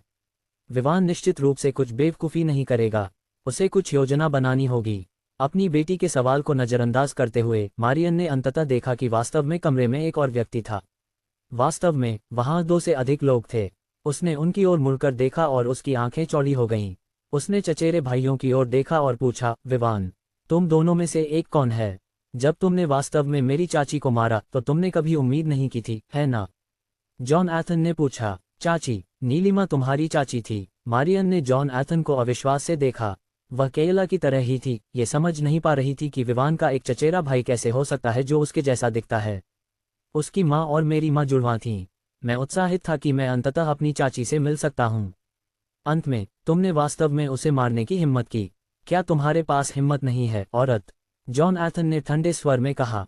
जुड़वा? खैर, यह मायने नहीं रखता कि तुम कौन हो। मेरी बेटी को इस तरह पीटने की हिम्मत करने के लिए तुम्हें कीमत चुकाने के लिए तैयार रहना चाहिए। जिसने मुझे तुम्हारी माँ या चाची को मारने के लिए कहा, वह ऐसा व्यक्ति है जिसे तुम अपमानित नहीं कर सकते। मारियन ने ठंडे स्वर में कहा। क्या वह व्यक्ति उस नंबर का मालिक हो सकता है? विवान ने एक फ़ोन फेंका जो एक मोबाइल नंबर दिखा रहा था। परिचित नंबर को देखकर मारियन का दिल धड़कने लगा। वह अभी भी उस व्यक्ति को याद कर सकती थी। वह वही था जिसने उसे बताया था कि अगर उसने उसकी इच्छाओं के अनुसार काम नहीं किया तो वह रॉय परिवार को नष्ट कर देगा। और इसे साबित करने के लिए उसने वास्तव में रॉय परिवार पर निर्भर अधिकांश व्यवसायों को निलंबित कर दिया था। अपने परिवार को नष्ट होते नहीं देखना चाहती थी। उसने नीलिमा को मारने का निर्णय लिया। उसे उस महिला से कभी भी पसंद नहीं थी, इसलिए जब उसे मारने का मौका मिला तो उसने इसे ले लिया। तुमने ये नंबर कैसे पाया? उसने अविश्वास से पूछा। वह मेरा दूसरा चाचा है। अब ये पुष्टि हो गई है, मैं वास्तव में उस बेवकूफ़ को मारना चाहता हूँ। न केवल उसने मुझ पर हमले के लिए हथियारों को भेजने की कोशिश की ताकि उसका बेटा परिवार का मुखिया बन सके, उसने अपनी बहन को मारने की हिम्मत भी की। जॉन एथन इतना गुस्से में था कि वह अपने पैरों पर खड़ा हो गया। उसकी बात सुनकर केला और मारियन के दिमाग सुन्न हो गए। चाचा, बहन, क्या इसका मतलब ये था कि नीलिमा वास्तव में एक परिवार का हिस्सा थी जो उनके परिवार से कहीं बड़ा था, और उन्होंने उसे मार डाला? अगर परिवार के सदस्यों को इसके बारे में पता चला तो क्या उनके रॉय परिवार को एक क्रूर भाग्य का सामना नहीं करना पड़ेगा? वह आदमी, ऐसा लगता है कि उसने सब कुछ पहले से योजना बनाई थी। हालांकि वही था जिसने उसे मारा, वह सीधे तौर पर ऐसा नहीं कर रहा था। इसके बजाय उसने किसी और पर दोष डाल दिया। विवान ने कहा, इस तरह अगर दादाजी इसकी जांच करते हैं तो वह नहीं सोचेंगे कि वह वास्तव में उसे मारने वाला था। जॉन एथन ने जोड़ा, चूंकि तुमने मेरी मां को मारने की हिम्मत की, तुम्हें उसी भाग्य का सामना करने के लिए लंबे समय से तैयार रहना चाहिए था। विवान ने ठंडे स्वर में कहा, माँ बेटी की जोड़ी की ओर देखते हुए। उसने चीजों की स्पष्टता से जांच की थी और पाया था कि केवल माँ बेटी की जोड़ी ही उसकी माँ की मौत में शामिल थी। इन दोनों को यहाँ लाने का कारण केवल ये पुष्टि करना था कि उसका दूसरा चाचा शामिल था, इससे पहले कि वह उन्हें मार डाले। उसने उन्हें मारने का फैसला किया था जब उसने पुष्टि की थी कि वे वास्तव में उसे मारने वाले थे। यह कोई बात नहीं थी कि वह उन्हें सिर्फ इसलिए बख्श देगा क्योंकि उनके पास किसी प्रकार का संबंध था। विवान के शब्दों ने मारियन और केला को अविश्वास से उसकी ओर देखने पर मजबूर कर दिया। तुम मुझे नहीं मार सकते। मैं तुम्हारी असली माँ नहीं हो सकती, लेकिन मैं तुम्हारी सौतेली माँ हूँ। मारियन ने एक रास्ता खोजने की कोशिश की। उसे पता था कि अगर विवान उन्हें यहाँ से जाने नहीं देता तो उनके पास कुछ भी करने का विकल्प नहीं था। आखिरकार यहाँ वास्तव में 5 पुरुष थे और वे दोनों केवल महिलाएं थीं। क्या तुम सोचती हो कि तुम अपनी माँ के समान शीर्षक से खुद को बुलाने की हिम्मत रखती हो? अगर तुमने उसे मारने से पहले इस बारे में सोचा होता तो ये बेहतर होता, लेकिन तुमने उसे मार दिया और तुम मुझसे ये कहने की कोशिश कर रही हो कि तुम मेरी माँ कहलाने के लायक हो। तुम इसके लायक नहीं हो। जैसे ही उसने कहा, विवान दोनों की ओर बढ़ने लगा। भले ही उसके हाथ खून से सने हों, जब तक यह उन लोगों का खून था जो उसके प्रियजनों की जान लेने या धमकी देने में शामिल थे, वह बिल्कुल भी परवाह नहीं करता था। जैसे ही विवान उनके करीब आया, दोनों महिलाएं डर गईं, ये जानकर कि उसने नीलिमा को मारा था और विवान इस पर गुस्से में था और वह निश्चित रूप से उसे मुक्त नहीं करेगा। मारियन ने अपनी बेटी के लिए एक मौका खोजने का निर्णय लिया। विवान, मैं ही हूँ जिसने तुम्हारी माँ को मारा। केला इसमें शामिल नहीं थी। कृपया, तुम मेरी जान ले सकते हो, लेकिन कृपया उसे जाने दो। मारियन ने भीख मांगने की कोशिश की। माँ, केला आंसू बहा रही थी। वह अपनी माँ को मनाने की कोशिश करना चाहती थी, लेकिन मारियन ने उसकी बात नहीं सुनी। बस चुप रहो, मारियन ने चिल्लाया। तुम सोचती हो कि कुछ शब्द कहने से मैं उसे जाने दूंगा? न केवल उसने तुम्हारे साथ सहयोग किया, बल्कि उसने हाल ही में मुझे मारने की भी योजना बनाई थी। तो मैं क्यों किसी को जाने दूं जो मेरी जान लेना चाहता था? विवान ने उपहास किया। मारियन और अधिक कहने ही वाली थी जब विवान ने कदम बढ़ाया। इससे पहले कि वह समझ पाती, विवान पहले ही केला को उसकी गर्दन से पकड़ चुका था। केला अब हवा में लटक रही थी। उसकी गर्दन को मजबूती से पकड़ा गया था, जिससे उसे पूरी तरह से हवा मिलना बंद हो गया था। उसके पैर हवा में जोर से लटक रहे थे। ये दृश्य देखकर मारियन का चेहरा पीला पड़ गया। वह अपने पैरों पर खड़ी हुई और विवान की ओर दौड़ी, उसे मारने लगी ताकि वह केला को छोड़ दे। लेकिन उसकी कोशिशें सभी व्यर्थ थीं। उसे और आगे बढ़ने की अनुमति नहीं दी गई क्योंकि जॉन एथन आगे बढ़ा और उसे एक तरफ धकेल दिया। चूंकि वह केवल मुझसे असली हत्या के मामले में शामिल थी, मैं उसे एक त्वरित मौत देने का अवसर दूंगा।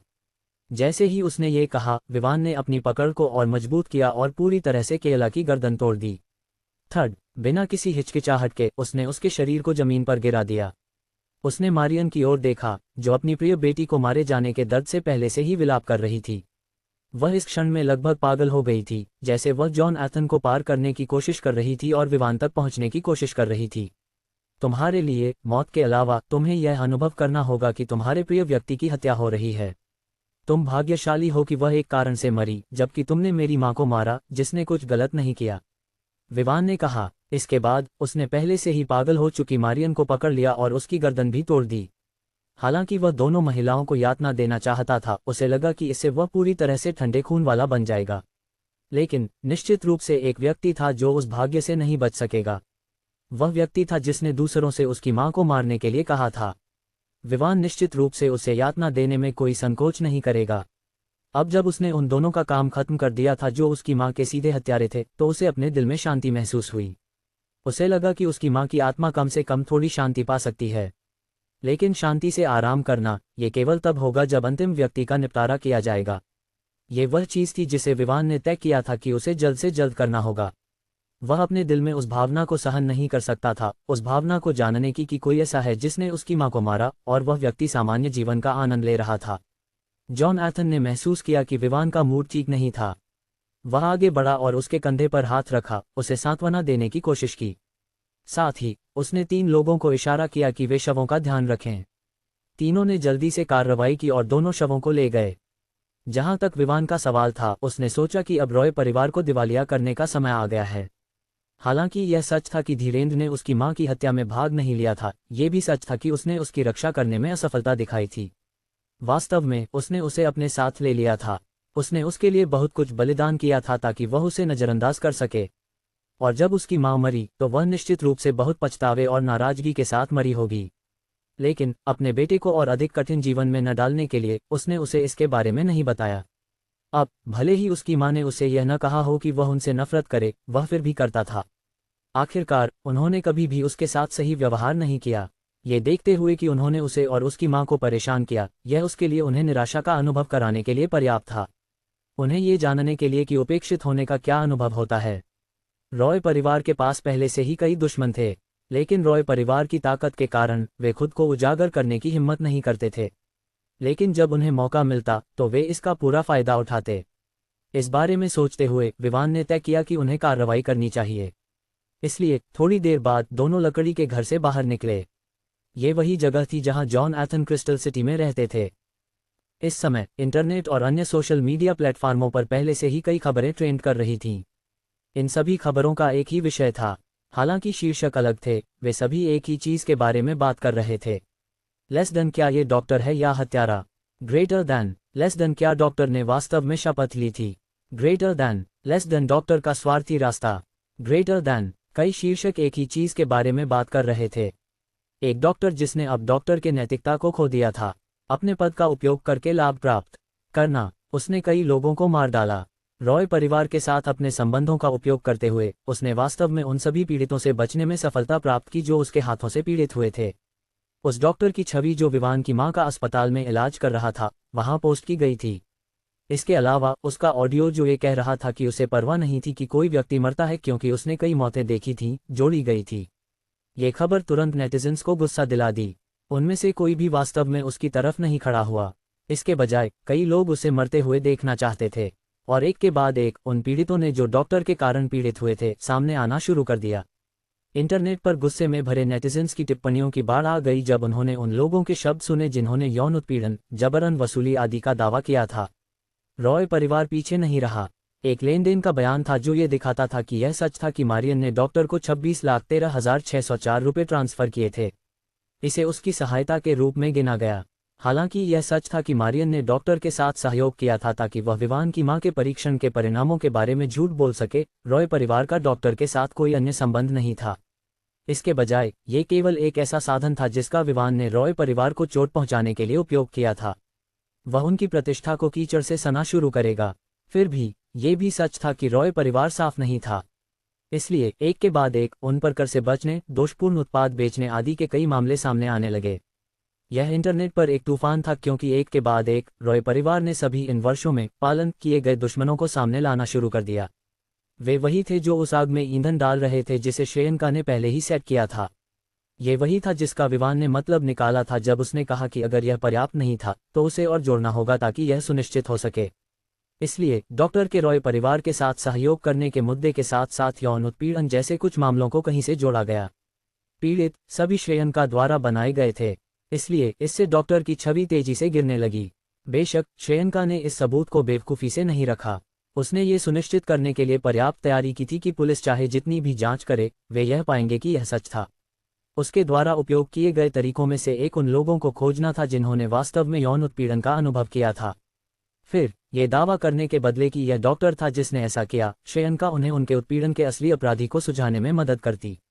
उन लोगों को जो श्रेयंका से मुआवजा प्राप्त करते थे, निश्चित रूप से नकद, ये लोग आसानी से इस पर सहमत हो गए। इस समय सोमेश्वर सिटी के एक अस्पताल में डॉक्टर ने कुछ घंटों तक बेहोश रहने के बाद अपनी आंखें खोलीं, जो विवान द्वारा दी गई पिटाई के कारण था। वह वर्तमान में एक निजी वार्ड में था। उसे किसी ने पहचाना था जो उसकी पहचान जानता था और यही कारण था कि वह यहाँ था। इस वार्ड में एक टीवी था। बस इतना था कि टीवी वर्तमान में म्यूट मोड में था, जिससे कोई आवाज नहीं आ रही थी। डॉक्टर ने बस अपनी आंखें खोलीं। जब उसने बड़ी मुश्किल से अपनी ओर मुड़कर देखा तो उसने उस खबर को देखा जिसने उसकी आंखों को चौड़ा कर दिया।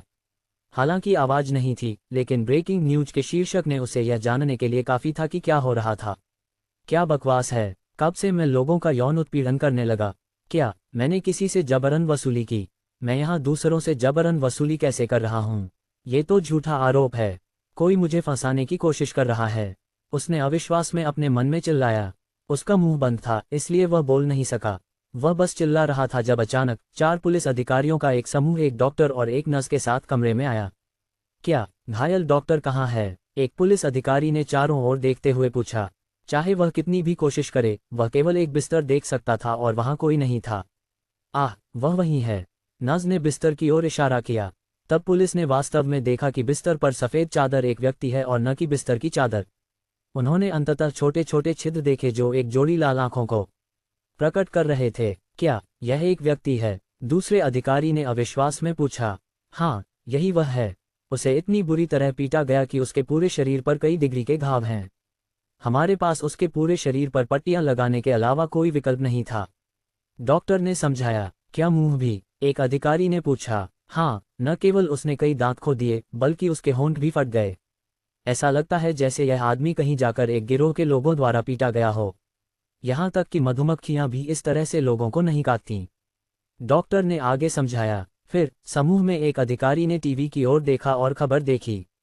उसने टीवी की ओर देखा और फिर बिस्तर पर पड़े व्यक्ति को देखा। उसने दोनों के बीच कुछ समय तक देखा और फिर रिमोट उठाया। तुम क्या कर रहे हो? मामले के प्रभारी अधिकारी ने अपने साथी से पूछा। मैं समाचार सुनना चाहता हूँ, अधिकारी ने जवाब दिया। क्या तुम नहीं जानते कि यह एक मरीज का वार्ड है? प्रभारी अधिकारी ने फिर से पूछा, टीवी पर ध्यान न देते हुए। अगर टीवी की आवाज़ रखना गलत था तो अस्पताल को यहाँ एक टीवी नहीं लगाना चाहिए था, उस आदमी ने जवाब दिया। डॉक्टर, प्रभारी, अन्य प्रभारी अधिकारी की प्रतिक्रिया से पहले दूसरे अधिकारी ने पहले ही आवाज़ को अनम्यूट कर दिया। लेस देन, क्या वह मर गई? खैर, यह मुझे प्रभावित नहीं करता। मैंने कई लोगों को मरते देखा है, इसलिए तुम्हारी माँ की मौत मुझसे संबंधित नहीं है और मुझे परवाह नहीं है कि वह मरी या जिंदा है। ग्रेटर दैन, ये ठीक उसी समय हुआ जब उसने अनम्यूट किया। ऑडियो उस रिकॉर्ड का था जिसे श्रेयंका ने विवान और डॉक्टर के बीच बातचीत से चुना था, और यह डॉक्टर की क्रूरता के एक पीड़ित का रिकॉर्ड किया गया बयान था। जैसा कि तुम सभी ने सुना, वह एक डॉक्टर है लेकिन उसे अपने मरीजों की जिंदगी या मौत की परवाह नहीं है। यह क्या है? यह एक डॉक्टर में गैर जिम्मेदारी और अमानवीयता है। अधिक समाचार के लिए ट्यून करें क्योंकि हम अभी भी आपके लिए उनकी खोज कर रहे हैं। यह एक रिपोर्टर द्वारा दी गई रिपोर्ट थी। वार्ड में मौत की चुप्पी थी क्योंकि अधिकारी, डॉक्टर और नर्स सभी अविश्वास में उस व्यक्ति की ओर देख रहे थे। वे चेहरे को देख सकते थे और स्क्रीन पर नाम देख सकते थे, इसलिए वे ये बता सकते थे कि जिस व्यक्ति के बारे में बात की जा रही थी वह वही था जो वहां था। दूसरी ओर, डॉक्टर खून उगलने की इच्छा कर रहा था। तुमने केवल उस हिस्से को रिकॉर्ड किया। वह हिस्सा कहाँ है जहां तुमने मुझे पीटा? ये तो धोखा है, उसने अपने मन में चिल्लाया। फिर कमरे में फोन की रिंगिंग की आवाज गूंज उठी। ये डॉक्टर का फोन था। एक अधिकारी आगे बढ़ा और उसे रिसीव किया, फिर डॉक्टर को सुनने के लिए स्पीकर पर लगा दिया। लेस देन, डॉक्टर, हमने पाया है कि आपके द्वारा हमारे अस्पताल में किए गए सभी कार्य डॉक्टर के कोड का पालन नहीं करते, इसलिए इस क्षण से आप हमारे अस्पताल के कर्मचारी नहीं हैं। आपको इस्तीफा देने की कोई आवश्यकता नहीं है, हम आपको निकाल रहे हैं। ग्रेटर दैन, इसके तुरंत बाद कॉल समाप्त हो गया। कमरे में एक पल के लिए चुप्पी छा गई। फिर मशीनों से, डॉक्टर के दिल की धड़कन की निगरानी करने वाली मशीनों से तेजी से बीपिंग की आवाज आई। डॉक्टर ने इसे देखा, वह चौंक गया। वह आगे बढ़कर जांचने के लिए हड़बड़ाया, केवल चीजें चुप हो गईं। क्या हुआ? अधिकारी ने चिंता के साथ पूछा। अरे, मरीज को दिल का दौरा और उच्च रक्तचाप हुआ और वह मर गया, डॉक्टर ने कहा, जबकि वह स्क्रीन पर चलने वाली सपाट रेखाओं को देख रहा था। ये दर्शाता था कि दिल की धड़कन बंद हो चुकी थी। वह मर गया, बस ऐसे ही। अधिकारियों को विश्वास नहीं हो रहा था। अब हम क्या करेंगे? एक अधिकारी ने पूछा। ठीक है, उसे एक भीड़ ने पाया, पीटा, बचाया और अस्पताल लाया। फिर वह उच्च रक्तचाप और दिल के दौरे से मर गया जो उसे काम से निकाले जाने के कारण हुआ, अधिकारी ने जवाब दिया। तो उसे किसने मारा? भीड़ और जिसने उसे निकाला। हम किसे गिरफ्तार करने जा रहे हैं? दोनों को? बिल्कुल नहीं, उस व्यक्ति को पकड़ो जिसने उसे निकाला। वह दिल के दौरे और उच्च रक्तचाप से उसे मारने वाला है। समझ गया। क्या आपने बयान दर्ज किया? हाँ सर, सब कुछ हो गया। ठीक है, चलो चलो और उस हत्यारे को गिरफ्तार करें।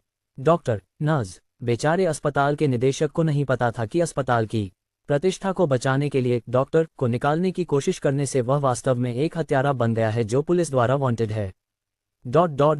दूसरी ओर, रॉय परिवार में सब कुछ बिखर गया था। वे उस दिशा में चीजों को संभाल नहीं पा रहे थे जिस दिशा में वे जा रहे थे। डॉक्टर के साथ जुड़े होने के कारण, जो कि मैरियन रॉय परिवार का हिस्सा थी, उनके द्वारा सहन किए गए प्रतिष्ठा के नुकसान ने उन्हें हानि पहुंचाई थी। न केवल उनके कई कर्मचारी काम करना बंद कर चुके थे, बल्कि कुछ ने यह भी दावा किया कि उनके वेतन में देरी हो रही है। कुछ ने तो ये भी कहा कि उन्हें रॉय परिवार के उच्च पदस्थ सदस्यों द्वारा परेशान किया जा रहा है। एक एक करके उन कंपनियों ने जो उत्पाद बेचने का काम कर रही थी, बिक्री में कमी देखी।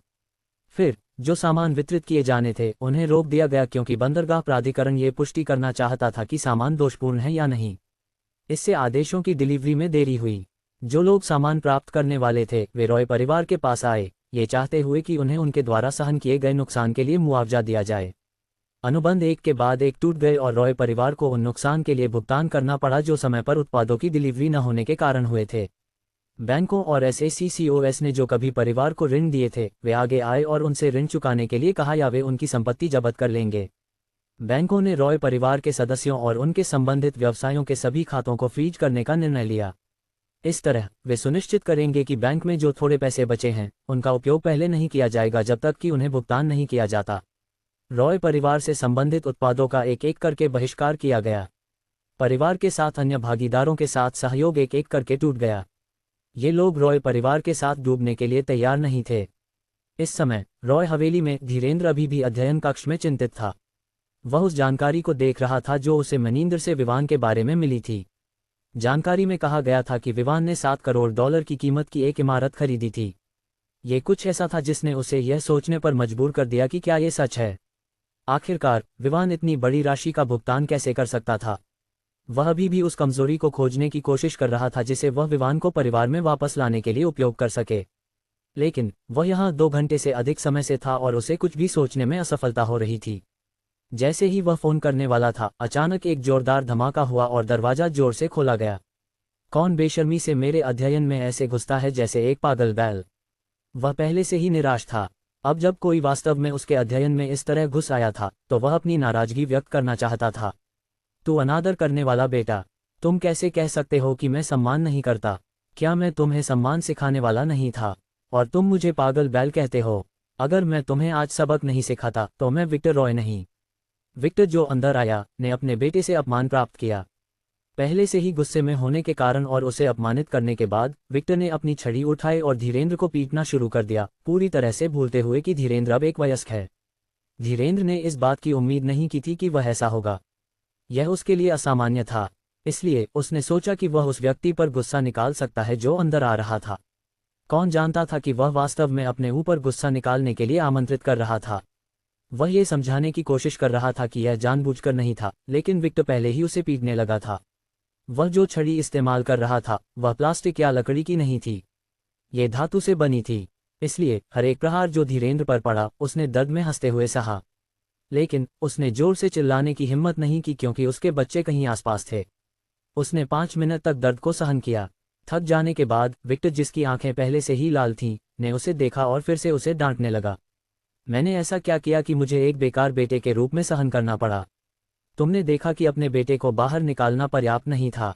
अब तुमने वास्तव में ऐसा कुछ किया है जो मेरे परिवार को नष्ट करने की धमकी दे रहा है। धीरेन्द्र पहले गलती को समझ सकता था जब उसने विवान को परिवार से बाहर निकाला, लेकिन दूसरी बात क्या थी जब उसने ऐसा कोई निर्णय लिया जो परिवार को प्रभावित करता? क्या ऐसा हो सकता है कि सिन्हा परिवार ने पहले ही घोषणा कर दी थी कि उनकी सगाई की पार्टी कल होने वाली है? क्या हुआ पिता, मैंने क्या गलत किया? धीरेन्द्र ने पूछा। तुम फिर से पूछने की हिम्मत करते हो? क्या तुम नहीं जानते कि तुम्हारी पत्नी एक अपराधी के साथ सहयोग कर रही थी? अब मीडिया हमारे परिवार को ये कहकर निंदा कर रही है कि हम अपराधियों का समूह हैं। विक्टर ने गुस्से में चिल्लाया। अरे, ऐसा कुछ हुआ? धीरेन्द्र चौंक गया। तुम अज्ञानी मूर्ख हो, तुम ऐसी बात नहीं जानते। क्या तुम सच में परिवार के मुखिया हो? हमारे सभी व्यवसाय गिर रहे हैं। हमारे कंपनियों में शेयरधारक सस्ते दाम पर अपने शेयर बेच रहे हैं। जो सामान वितरित किए जाने थे वे सभी रोक दिए गए हैं। अनुबंध टूट गए हैं। हमें जो ऋण लिया है उसे चुकाना है। सभी जिन्होंने समय पर सामान नहीं प्राप्त किया वे मुआवजे की मांग कर रहे हैं जो नुकसान के लिए हुए हैं। जितना अधिक वह बोलता गया उतना ही अधिक गुस्सा बढ़ता गया। अंत में विक्टर फर्श पर गिर पड़ा। वह पहले से ही बूढ़ा था। उसके लिए इतनी तीव्र गतिविधि करना, जिसमें उसे बहुत ऊर्जा खर्च करनी पड़ी, उसे थका दिया। धीरेन्द्र यह सब सुनकर चौंक गया। वह समझ नहीं पा रहा था कि यह सब कैसे हुआ। उसने सोचा था कि वह चीज़ों को ठीक से संभाल रहा है। अंत में परिवार उसके हाथों में बर्बाद होने वाला था। बस उन लोगों के बारे में सोचते हुए जो हमेशा परिवार के व्यवसाय पर नजर रखे हुए थे और जिनसे उसने सफल होने के लिए दुश्मनी मोल ली थी, धीरेन्द्र को कांपने लगा। उसे पता था कि वे लोग अंधेरे से बाहर आएंगे और रॉय परिवार को निगलने की कोशिश करेंगे। अपने पिता को गिरते हुए देखकर उसने उन सभी विचारों को भुला दिया और आगे बढ़कर उसे पकड़ लिया। जब उसने बूढ़े आदमी को आराम करने के लिए व्यवस्थित किया तो वह गुस्से में अध्ययन कक्ष से बाहर निकल गया। मैरियन, ये औरत कहाँ चली गई? तुरंत यहाँ आओ और मुझे बताओ कि क्या हो रहा है, उसने चिल्लाया। जिन्हें उसने देखा उन्होंने तुरंत मौके का फायदा उठाया और भाग गए। कोई भी गुस्से में धीरेंद्र का सामना नहीं करना चाहता था, यहाँ तक कि धीरेंद्र के भाई, जो हमेशा रॉय समूह के सीईओ बनने की इच्छा रखते थे, कुछ नहीं कर सके। यह उनके लिए एक अच्छा अवसर होता कि वे धीरेंद्र को नीचे गिरा सकें और उसकी जगह ले सकें। लेकिन अब वे गर्म आलू को संभालने की हिम्मत नहीं कर सकते थे। वे धीरेंद्र को खुद ही चीज़ों को संभालने देंगे। अगर वे पद संभालने की कोशिश करते तो उन्हें वर्तमान उथल पुथल के दबाव का सामना करना पड़ता। देखते देखते और पूछते पूछते धीरेंद्र को बताया गया कि मैरियन ने परिवार की हवेली छोड़ने के लगभग 6 घंटे बाद, और तब से उन्होंने उसे नहीं देखा और न ही उसने कोई कॉल रिसीव की। इसके अलावा वे उसकी कोई जानकारी नहीं पा सके। ऐसा लग रहा था जैसे वह बस गायब हो गई हो। ये और भी संदिग्ध था कि ब्रेंडा भी गायब हो गई थी। इससे कई लोगों को ये सोचने पर मजबूर किया कि माँ और बेटी पहले ही खतरे के पहले संकेत पर भाग गई थीं। धीरेंद्र और भी अधिक गुस्से में आ गया। एक महिला जो उसने शादी की थी, वह वास्तव में उसके परिवार के पतन का कारण बन गई। वह इस बिंदु पर इतना गुस्से में था। वह वर्तमान समस्या का समाधान सोचने की कोशिश कर रहा था। उसने कई कॉल की, लेकिन हर एक कॉल के अंत में उसका चेहरा और भी गहरा होता गया। वह हेल्पलेस महसूस कर रहा था। इसी समय जब उसका फ़ोन बजा तो उसने देखा कि कॉल करने वाला वास्तव में आल्टन था। वह उत्साहित हुआ और उसकी आंखों में एक आशा की किरण जग गई। वह कैसे भूल सकता था कि उसके पास इतने शक्तिशाली ससुराल वाले हैं। उसने तुरंत कॉल रिसीव किया। Master Ultron. वह अपनी बात खत्म भी नहीं कर पाया कि आल्टन की गुस्से भरी आवाज़ उसके कानों में गूंज गई। तुम मुझसे झूठ बोलने की हिम्मत करते हो। तुमने मुझे बताया कि वह तुम्हारा बेटा है। अंत में तुमने उसे परिवार से बाहर निकाल दिया। चूंकि तुम मुझसे चालाकी करने की हिम्मत करते हो, मैं सुनिश्चित करूंगा कि तुम्हारा रॉय परिवार गिर जाए। और सगाई अब मौजूद नहीं है। टूट टूट टूट। कॉल वहीं समाप्त हो गया। धीरेंद्र ने फ़ोन को जमीन पर गिरा दिया और सामने की ओर निस्संदेहता से देखते हुए बुदबुदाया, सब खत्म हो गया। जैसे ही रॉय परिवार में अराजकता फैली, विवान कुछ और ही काम में व्यस्त था। काफ़ी समय हो चुका था, लेकिन शरीर को मजबूत करने वाली गोलियां अभी तक तैयार नहीं हुई थीं। अब वह अधीर हो रहा था। आखिरकार यह उसकी योजनाओं का एक हिस्सा था। अगर यह गायब हो गया तो उसने जो निजी टीम बनाई थी, वह सामान्य ताकत के साथ बेकार हो जाएगी। दूसरे शब्दों में, निजी टीम में कुछ खास नहीं होगा। वह कुछ सामान्य बनाने में अपना समय और संसाधन बर्बाद करने के लिए तैयार नहीं था। वह अपने कमरे से बाहर निकला और नीचे की ओर बढ़ा। उसने पाया कि जोनाथन और लड़कियां रॉय परिवार में हो रही घटनाओं के बारे में बातचीत कर रहे थे। लड़कियों को पहले से ही पता था कि विवान रॉय परिवार से है, और अब उन्हें ये भी पता चला था कि वह उन्हें दिवालिया बना रहा है। जब उन्होंने उसे नीचे आते देखा तो उन्होंने उत्साह से उसका स्वागत किया। फिर सान्या ने पूछा, विवान, क्या तुम रॉय परिवार को दिवालिया बनाने का इरादा रखते हो, या तुम उनके जीवन को और भी कठिन बनाने जा रहे हो? सान्या को यह पसंद नहीं था कि इन लोगों ने वास्तव में विवान के बचपन को एक जीते जागते नरक में बदल दिया था। इसके अलावा उसे अभी पता चला था कि वे ही कारण थे कि विवान की मां की मृत्यु पहले हुई। दूसरे शब्दों में, उन्होंने उसे मार डाला था। इसलिए किसी कारणवश उसने उन्हें उतना ही नफरत करना शुरू कर दिया जितना कि विवान करता था। लेकिन इस पल तक उसे नहीं पता था कि विवान ने पहले ही उन लोगों को मार डाला था जो उसकी मां की मौत के लिए जिम्मेदार थे। विवान ने तय किया कि इस बारे में बात नहीं करनी है। किसी भी मामले में यह कोई फर्क नहीं पड़ता कि सान्या और अन्य लोग जानते हैं कि उसने वास्तव में उन लोगों को मार डाला था या नहीं। नहीं, वास्तव में मैं चाहता हूं कि वे पहले निराशा का अनुभव करें। फिर मैं उनके नाम के तहत सभी संपत्तियां हासिल कर लूंगा। इस तरह मैं सुनिश्चित कर सकूंगा कि उनके पास भविष्य में निर्भर होने के लिए कुछ भी नहीं होगा। विवान ने जोनाथन के सामने बैठते हुए जवाब दिया। सान्या ने समझते हुए सिर हिलाया। वह जानती थी कि विवान रॉय परिवार को उनके अपराधों के लिए सजा दिलाने के लिए दृढ़ था। वह भी यह होते हुए देखना चाहती थी। इस दौरान जोनाथन उन महत्वपूर्ण लोगों में से एक था जिन्होंने सुनिश्चित किया कि रॉय परिवार एक ही दिन में दिवालिया हो जाए। सही है, ये सिर्फ पिछले दिन की बात थी जब उन्होंने डॉक्टर के बारे में जानकारी जारी की थी और फिर डॉक्टर द्वारा बनाई गई हलचल के बाद रॉय परिवार पर हमला किया था। श्रेयनका वर्तमान में शेयरधारकों द्वारा शेयरों को बेचने पर कम कीमत पर शेयर खरीदने में व्यस्त थी।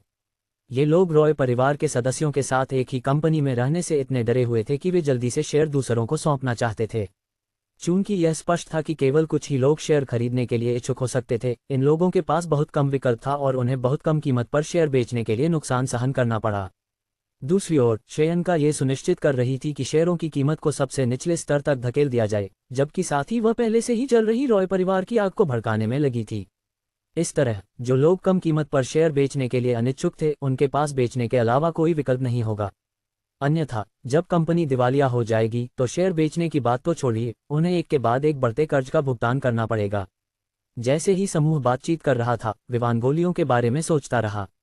उसके पास पहले से ही एक और गोली की विधि थी, एंटी ल्यूकेमिया गोलियां। ये वही गोलियां थीं जिन्हें वह बाजार में जारी करने वाला था। लेकिन वह अभी भी सोच रहा था कि अनुसंधान केंद्र को गोलियां बनाने में इतना समय क्यों लग रहा है। उनके पास आवश्यक सामग्री थी, उनके पास विधि थी, और गोलियों के उत्पादन में भाग लेने वाले सभी लोग अपने अपने क्षेत्रों में विशेषज्ञ थे। और उनमें से 12 थे।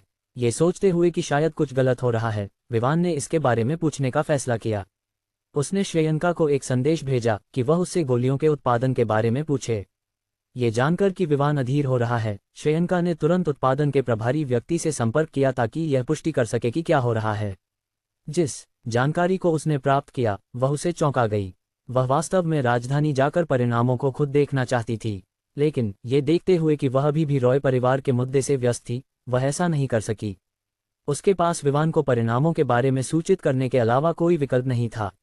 आखिरकार वह वही था जिसने विधि दी थी। उत्पादन पूरा हो गया है लेकिन गोलियां प्रभावहीन हैं।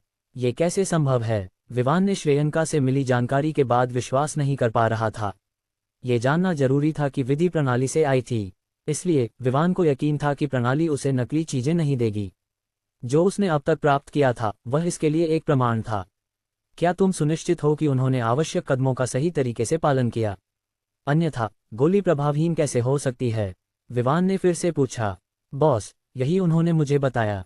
उन्होंने कहा कि उन्होंने सभी कदमों का पालन करने का सुनिश्चित किया और उन्होंने अंततः गोलियां 5 दिन पहले बनाई थीं। लेकिन उन्होंने उन्हें आजमाया, लेकिन वे बिल्कुल भी काम नहीं कर रही थीं। श्रेयंका ने जवाब दिया, ठीक है, मैं वहां जाकर खुद देखूंगा। और अगर उपकरण ही समस्या का कारण है तो तुम उन्हें सूचित कर सकती हो कि अगर उच्च संस्करण का उपकरण उपलब्ध है तो उसे खरीदें। उन्हें पैसे बचाने की कोई आवश्यकता नहीं है, विवान ने कहा। कॉल समाप्त करने के बाद विवान अभी एक और कॉल करने वाला था जब जोनाथन ने उसे बुलाया। हे विवान, तुम किससे बात कर रहे हो? क्या तुम किसी तरह की गोली पर शोध कर रहे हो? शोध नहीं, अनुसंधान पहले ही पूरा हो चुका है और गोली की विधि पहले ही तैयार की जा चुकी है। बस यह है कि वे मुझे सूचित कर रहे हैं कि हालांकि वे गोलियां बना सकते हैं, ऐसा लगता है कि गोलियां सही तरीके से काम नहीं कर रही हैं। विवान ने कहा, तुम किस तरह की गोली पर शोध कर रहे हो?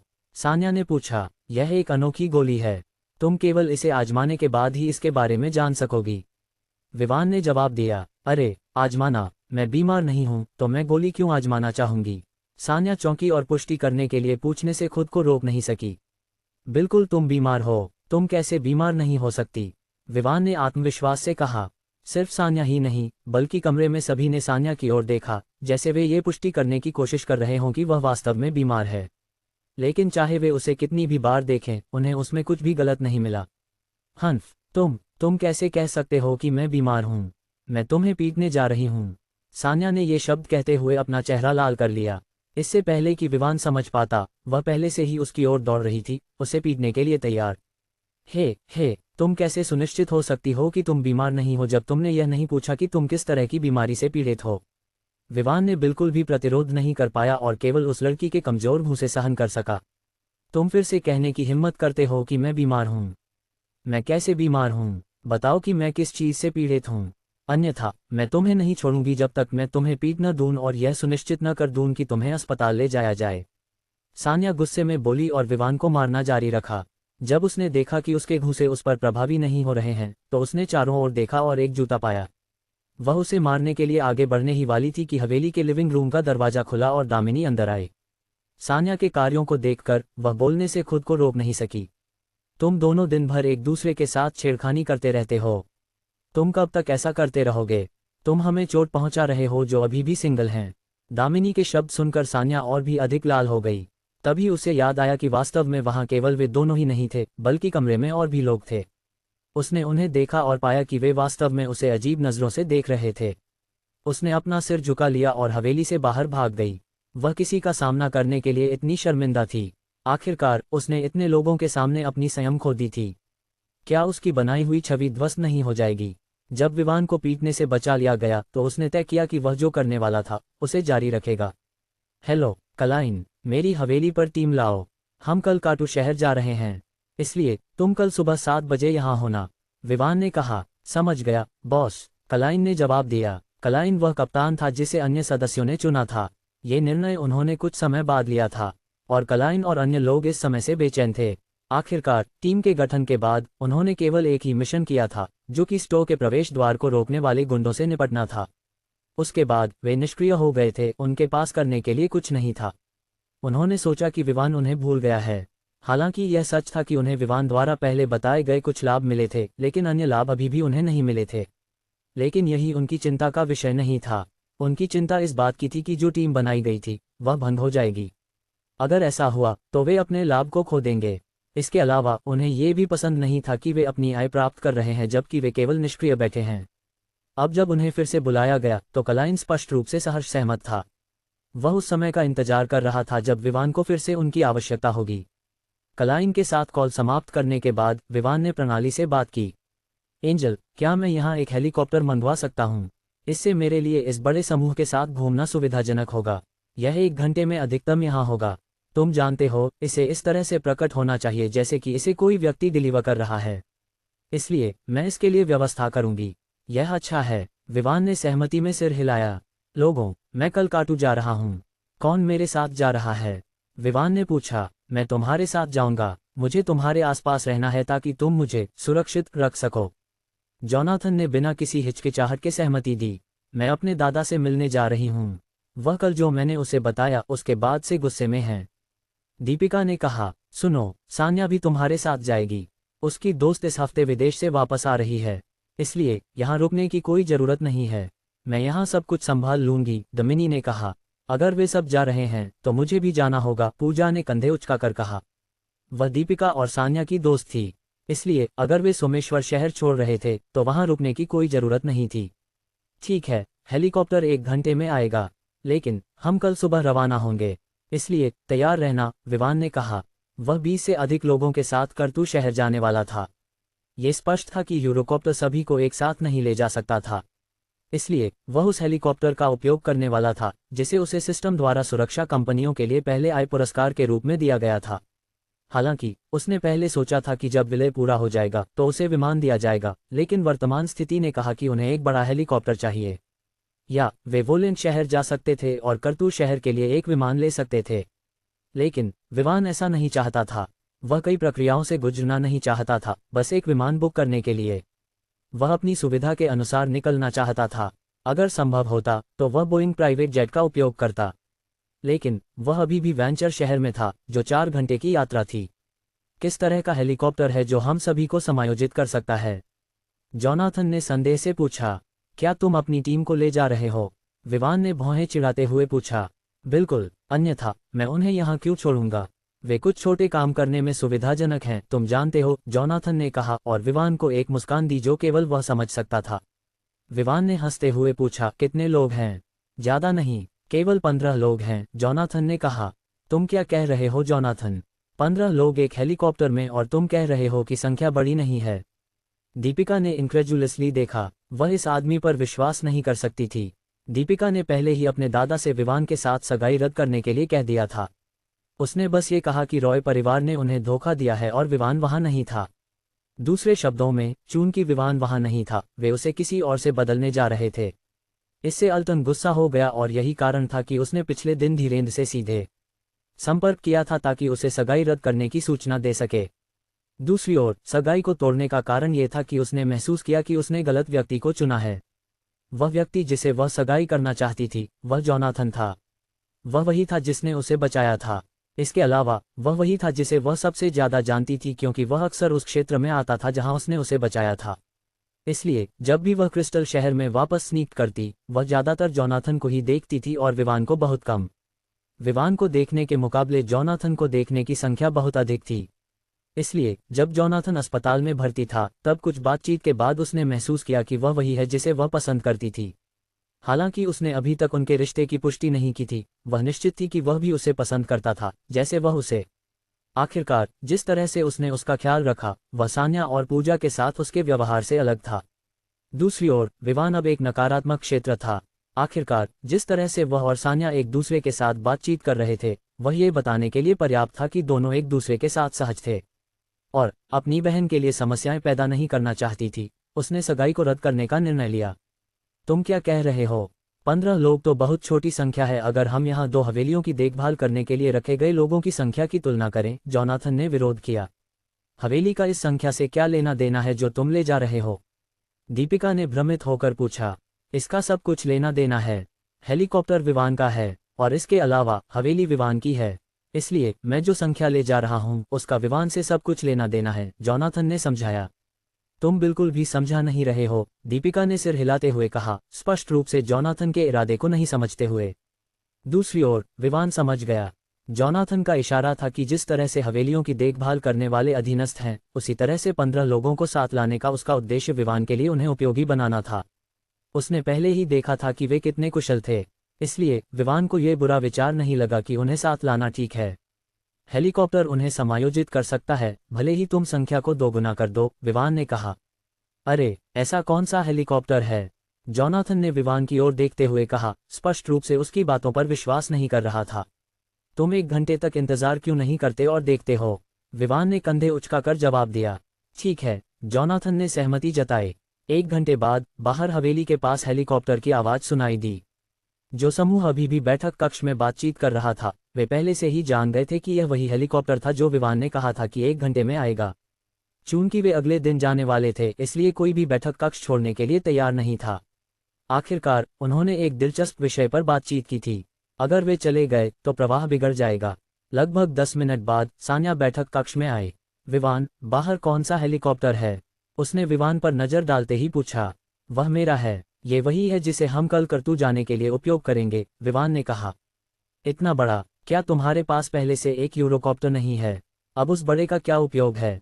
सान्या ने पूछा। हालांकि उसने विवान से सुना था कि वे अगले दिन करतू जाने वाले हैं, उसने कुछ नहीं कहा क्योंकि यह स्वाभाविक था कि वह भी वहां जाएगी। यहाँ उसकी ड्यूटी पूरी हो चुकी थी और जो थोड़ा बचा था उसे दमिनी आसानी से संभाल सकती थी। हमारे साथ 30 से अधिक लोग जा रहे हैं, इसलिए हमें एक बड़े हेलीकॉप्टर की जरूरत है, विवान ने समझाया। ओह, ठीक है, सान्या ने सिर हिलाया। हालांकि वह ये जानने के लिए उत्सुक थी कि और कौन लोग संख्या बढ़ाने वाले थे, उसने कुछ नहीं पूछा। खैर, वह अगले दिन लोगों को देख लेगी।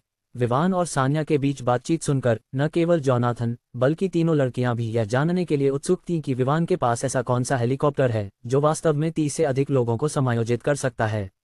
एक को ये जानना चाहिए कि हेलीकॉप्टर की अधिकतम क्षमता होती है जिसे वह प्रभावी ढंग से संभाल सकता है। एक बार अधिकतम क्षमता से अधिक होने पर यह हेलीकॉप्टर के प्रदर्शन को प्रभावित करेगा। वे करतू शहर जा रहे थे, इसलिए इसका मतलब था कि वहां पहुंचने में उन्हें लंबा समय लगेगा। वे नहीं चाहेंगे कि हेलीकॉप्टर पर यात्रियों की संख्या अधिक होने के कारण उनकी यात्रा धीमी हो जाए। चारों लोग हवेली से बाहर निकल गए, पूरी तरह से उस दिलचस्प विषय को भूल गए जिस पर वे बात कर रहे थे। वे देखना चाहते थे कि वह हेलीकॉप्टर किस तरह का था। लगभग 20 मिनट बाद समूह वापस हवेली में आया। जोनाथन ने विवान की ओर देखते हुए पूछा, विवान, वह हेलीकॉप्टर तुम्हारे पास कहाँ से आया? मैंने इसे खरीदा, बेशक। या क्या कहीं ऐसा है जहां वे मुफ्त में देते हैं ताकि मैं और ले सकूं? विवान ने कंधे उचकाकर जवाब दिया।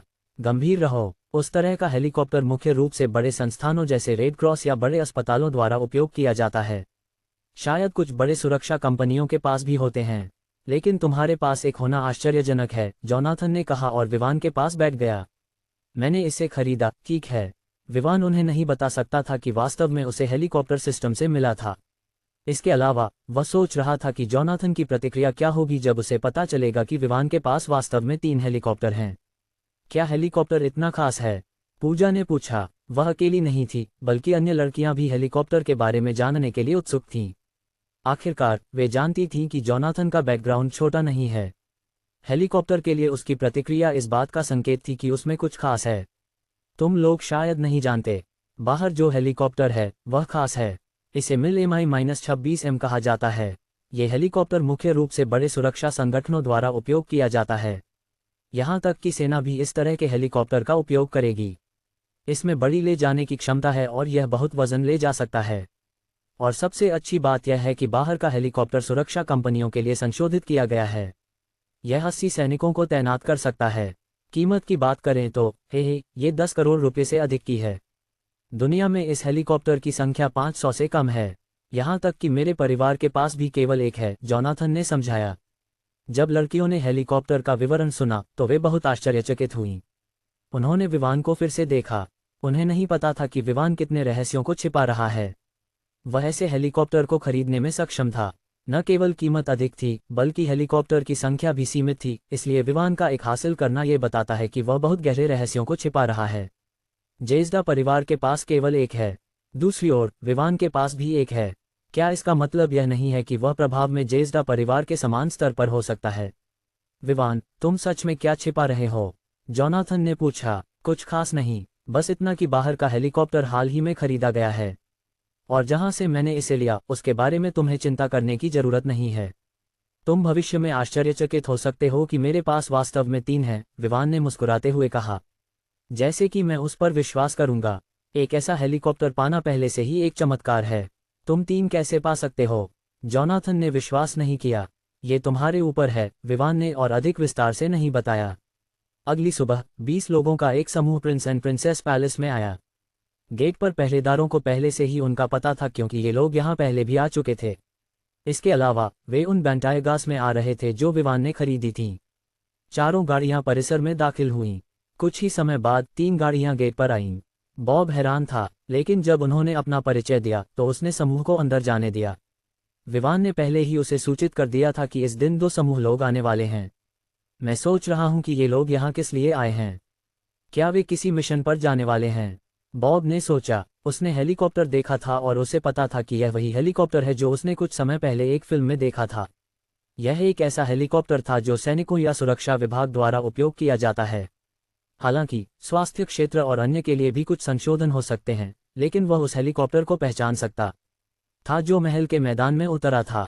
किसी भी मामले में वह ये जानने में बहुत जिज्ञासु नहीं था कि क्या होने वाला है। उसने सुनिश्चित किया कि कोई और बाहर न रह जाए और फिर अपनी जगह पर वापस चला गया। विवान और उसके समूह ने पहले से ही तैयारी कर ली थी। वे बस 35 लोगों के आने का इंतजार कर रहे थे। जब वे आए तो समूह ने नाश्ता किया और फिर रवाना हो गए। जोनाथन और अन्य की तरह 35 लोगों का समूह जब इतना बड़ा हेलीकॉप्टर देखा तो वे हैरान रह गए। जो लोग इसके बारे में जानते थे वे ये सोचने से नहीं रोक सके कि विवान का बैकग्राउंड क्या है। किसी भी मामले में गैब्रियल और जोनाथन के एक आदमी उस दिन के लिए पायलट बनने वाले थे। हेलीकॉप्टर के आकार को देखते हुए ये स्पष्ट था कि एक ही पायलट इसे संभालने में कठिनाई महसूस करेगा। यात्रा लंबी होने वाली थी, इसलिए उन्होंने सुबह 8 बजे निकलने का निर्णय लिया। उन्होंने पहले से ही यह सुनिश्चित कर लिया था कि वे रास्ते में आवश्यक चीजें ले जाएंगे। भोजन और पानी कुछ बुनियादी चीजें थीं। चूंकि वे अब वेंचर शहर की ओर मुड़ने वाले नहीं थे और सीधे करतू शहर जाने वाले थे, इसलिए उन्हें केंद्रीय प्रांत के करतू शहर पहुंचने में लगभग 5 घंटे लगेंगे। हेलीकॉप्टर 295 किलोमीटर घंटा की गति से उड़ सकता था। ये देखते हुए कि यह कार की तरह नहीं था जहां ट्रैफिक जाम में फंसना पड़ता है या पहाड़ों पर चढ़ते समय धीमा होना पड़ता है, ये गति हवा में काफी तेज थी। जब वे करतू शहर पहुंचे, विवान और जोनाथन को रहने के लिए जगह ढूंढनी थी। हालांकि लड़कियां उन्हें अपने घर बुलाना चाहती थीं, विवान और जोनाथन ने सोचा कि वहां जाना उचित नहीं होगा। आखिरकार अगर वे वहां जाते तो उन्हें लड़कियों के माता पिता का सामना करना पड़ता। अंत में यह एक परिचय की तरह होगा। इस समय कौन इसके लिए तैयार था? कोई नहीं। जब लड़कियां अपने माता पिता के घर वापस गईं, विवान और जोनाथन ने कार्डिनल सुप्रीम होटल में रहने का निर्णय लिया। इस जगह को विवान ने पहले से 1 महीने के लिए बुक कर लिया था, इसलिए उसे किसी और जगह बुक करने की जरूरत नहीं थी। 35 लोगों के लिए वे अपने कमरे बुक करने वाले थे। बेशक विवान ही खर्चों का भुगतान करने वाला था। रात वहां रहने के बाद विवान ने लैम्बोर्गिनी उरुस ली जो श्रेयंका ने होटल के पार्किंग स्पेस में छोड़ी थी और उसे ब्राइटवे मेडिकल रिसर्च सेंटर की ओर चल दिया। जोनाथन ने उसके साथ जाने का निर्णय लिया। वे वर्तमान में केंद्रीय प्रांत में थे। यहाँ उसके दूसरे चाचा को उसकी गतिविधियों का पता लगाना आसान था, और जैसा कि उसे पता था वह निश्चित रूप से उसके रास्ते में और अधिक हथियारे भेजेगा। अगर वे किसी जैसे स्पाइडर को भेजते जब वह अभी भी कमजोर था तो ये केवल उसकी मौत की ओर ले जाएगा। विवान स्पाइडर को बिना घायल हुए हरा सकता था। इसका मतलब था कि वह मजबूत था, इसलिए विवान उसके लिए सुरक्षा का एकमात्र स्रोत था जब तक कि वह परिवार के हवेली में वापस नहीं लौटता। वह विवान के साथ इसलिए भी आया था क्योंकि वह ये जानने के लिए उत्सुक था कि वह किस प्रकार की गोली बना रहा है। उसे ब्राइटवे मेडिकल रिसर्च सेंटर के बारे में पता था। विवान कैसे इस रिसर्च सेंटर का मालिक बना, ये कुछ ऐसा था जो उसे नहीं पता था। जब वे वहां पहुंचे तो उन्होंने पाया कि एक समूह उनका इंतजार कर रहा था। ऐसा लग रहा था कि श्रेयंका ने उन्हें सूचित किया था कि विवान ये देखने आ रहा है कि गोली में क्या समस्या है। समूह ने उनका स्वागत किया, हालांकि वे ये देखकर हैरान थे कि वास्तव में जुड़वां थे। अंत में विवान ने सोचा कि उन्हें कुछ भी समझाने की आवश्यकता नहीं है और बस उनसे कहा कि उसे परीक्षण कक्ष में ले जाएं। परीक्षण कक्ष सबसे बड़े भवन में था जिसमें 5 मंजिलें थीं। ये सबसे ऊपरी मंजिल 5वीं पर था। जब विवान वहां पहुंचा तो उसने देखा कि वहां कई परीक्षण विषय थे। उसे पता था कि यह सामान्य था। रिसर्च सेंटर केवल मानव चिकित्सा पर शोध नहीं करता था, वहां अन्य विभाग भी थे जो अन्य प्रकार की चिकित्सा से संबंधित थे। जैसे ही परीक्षण किया गया, उन्होंने एक सामान्य सफ़ेद चूहा इस्तेमाल किया। गोली का रंग शुद्ध सफ़ेद था। चूंकि यह सच था कि चूहा गोली को नहीं लेगा, उन्हें पानी का उपयोग करके एक समाधान बनाना पड़ा जिसे फिर चूहे को दिया जाएगा। परीक्षण जारी रहा। विवान और जोनाथन ने किनारे से देखा। जोनाथन ने पूछा, ये कौन सी गोली है? यह इतनी छोटी है और इसका कोई सुगंध नहीं है। यह एक शरीर को मजबूत करने वाली गोली है, विवान ने उत्तर दिया। अरे, ये कौन सी गोली है? मैंने कभी नहीं सुना कि किसी बीमारी के लिए ऐसी गोली की आवश्यकता होती है, जोनाथन ने फिर से पूछा। कमजोर लोगों का इलाज इस गोली के उपयोग से किया जा सकता है, विवान ने उत्तर दिया। जोनाथन और अधिक पूछना चाहता था जब परीक्षण के परिणाम सामने आए। जैसा कि आप देख सकते हैं, गोली के परिणाम दिखाते हैं कि गोली का चूहे पर कोई प्रभाव नहीं पड़ा है। उत्पादन के प्रभारी वैज्ञानिक ने विवान को दस्तावेज सौंपा। विवान देख सकता था कि उन्होंने गोली देने से पहले चूहे की ताकत, गति आदि के संदर्भ में शारीरिक स्थिति का परीक्षण किया था। अंत में 3 घंटे बाद उन्होंने पाया कि वास्तव में कोई परिवर्तन नहीं हुआ। परिणाम अभी भी वही थे। विवान ने माथा सिकोड़ लिया। वह सोच रहा था कि यहाँ क्या हो रहा है। एंजल, क्या नुस्खे में कुछ गलत हो सकता है? सिस्टम द्वारा दिए गए नुस्खे में कुछ गलत कैसे हो सकता है? ये पूरी तरह से असंभव है। तो फिर गोलियों का क्या हुआ? परिणाम दिखाते हैं कि उनका कोई प्रभाव नहीं है। विवान ने पूछा, क्या आप नहीं देख सकते कि आप लोग क्या गलती कर रहे हैं? शरीर को मजबूत करने वाली गोली मानवों के लिए है, फिर आप इसे चूहे पर परीक्षण कर रहे हैं और परिणाम की उम्मीद कर रहे हैं। लेकिन चूहों का हमेशा मानवों द्वारा उपयोग की जाने वाली दवाओं के लिए परीक्षण विषय के रूप में उपयोग किया गया है। विवान ने कहा, आप जो भी कहें, शरीर को मजबूत करने वाली गोली मानवों के लिए है। चाहे चूहे की कोशिकाएं या शारीरिक संरचना मानवों के करीब हो, यह अंततः एक चूहा है, इसलिए इसका कोई प्रभाव नहीं होगा। एक और बात यह है कि आपने केवल नुस्खा प्राप्त किया है, न कि गोली के उपयोग का नुस्खा। हालांकि कहा गया था कि एक व्यक्ति केवल 2 गोलियां ले सकता है। क्या आप जानते हैं कि क्या दोनों एक साथ ली जाती हैं या पहले लेने के बाद कितनी देर बाद? फिर, हालांकि यह एक गोली है, क्या आपने इसे लेने का तरीका पूछा? नहीं, आपने बस गोली ली, उसे पानी में घोला और चूहे को खिला दिया। भले ही गोली वास्तव में चूहे पर काम कर सकती थी, परिणाम अभी भी वही रहेंगे। विवान, वह इस तरह की बात पूरी तरह से भूल गया था। हालांकि यह सच था कि वैज्ञानिकों ने उसे दिए गए नुस्खे के अनुसार गोली का उत्पादन किया था, उन्होंने वास्तव में गोली का कोई शोध नहीं किया था। इसलिए उन्हें गोली के प्रभाव के बारे में पता नहीं था जब इसे लिया जाता है। उन्हें बस पता था कि गोली किसी व्यक्ति की ताकत बढ़ाने वाली है। विवान ने गहरी सांस ली और सोचा कि सिस्टम ने अभी क्या कहा। उसने अपने सामने खड़े वैज्ञानिक की ओर देखा। उसका नाम वाल्टर था। वह एक बड़े शोध संस्थान से था और श्रेयन द्वारा भर्ती किया गया था। क्या आपने चूहे को गोली देने के विभिन्न तरीकों की कोशिश की है? विवान ने पूछा। हाँ, हमने गोली को चूहे के मुंह में मजबूर किया। चूंकि गोली आसानी से घुल जाती थी, चूहे के लिए इसे लेना कोई समस्या नहीं थी। लेकिन परिणाम अब की तरह ही थे। वाल्टर ने कहा, हमने गोली को विभिन्न मात्रा में पानी के साथ घोलने की कोशिश की। अंत में कोई परिवर्तन नहीं हुआ। हमने गर्म पानी, ठंडा पानी, कुछ भी काम नहीं किया, यहाँ तक कि हमने पहले गोली को गर्म पानी में घोलने की कोशिश की। वाल्टर ने आगे कहा। विवान देख सकता था कि वाल्टर कितने निराश थे। वह एक ऐसा व्यक्ति था जिसे शोध करना पसंद था। इसलिए, हालांकि वह गोली का शोध नहीं कर रहा था, ये सच था कि वह उत्पादन में शामिल था। इसलिए ये देखना कि उसकी मेहनत का कोई परिणाम नहीं निकला, उसे बहुत उदास कर रहा था। सिस्टम, नुस्खा कहाँ है? विवान ने पूछा। क्या आप इसे यहाँ चाहते हैं या होटल में वापस? विवान ने कुछ समय सोचा और निर्णय लिया कि वह नुस्खा होटल में वापस लेगा। इस निर्णय के साथ विवान ने वाल्टर की ओर देखा और कहा, बस दूसरी बैच की गोलियों का उत्पादन जारी रखें। गोली के प्रभाव की चिंता मत करो, मैं इसका ध्यान रखूंगा। हालांकि वाल्टर भ्रमित था, उसने फिर भी सहमति जताई और विवान द्वारा कहे गए बारे में अपने सहकर्मियों के साथ चर्चा करने चला गया। जोनाथन ने बिना कोई सवाल किए विवान का पीछा किया। वह जिज्ञासु था, लेकिन ये देखते हुए कि गोली प्रभावहीन लग रही थी, उसने पूछने का निर्णय नहीं लिया। आखिरकार, ऐसी चीज का क्या उपयोग जो उपयोगी नहीं हो? विवान अपने सूट के कमरे में गया। फिर उसने सिस्टम से नुस्खा मांगा। डॉक्टर एंजल की शरीर को मजबूत करने वाली गोली का सेवन नुस्खा बिस्तर की अलमारी में रखा गया है। डॉक्टर, तुम कब से डॉक्टर बन गए? विवान चकित रह गया। बिल्कुल, मैं डॉक्टर हूँ, अन्यथा मैं शरीर को मजबूत करने वाली गोली के नुस्खे और नुस्खे को कैसे जान सकता हूँ? क्या आपने नहीं देखा कि आपने जो वैज्ञानिकों को नियुक्त किया था, वे परीक्षणों के दिनों के बाद असफल हो गए? विवान ने बस अपना सिर हिलाया और अलमारी खोली, फिर एक कागज़ का टुकड़ा निकाला। ठीक उसी तरह जैसे नुस्खा भी कागज़ पर लिखा हुआ था। तो फ्रेंड्स, आज का एपिसोड यही ख़त्म होता है, मिलते हैं अगले एपिसोड में।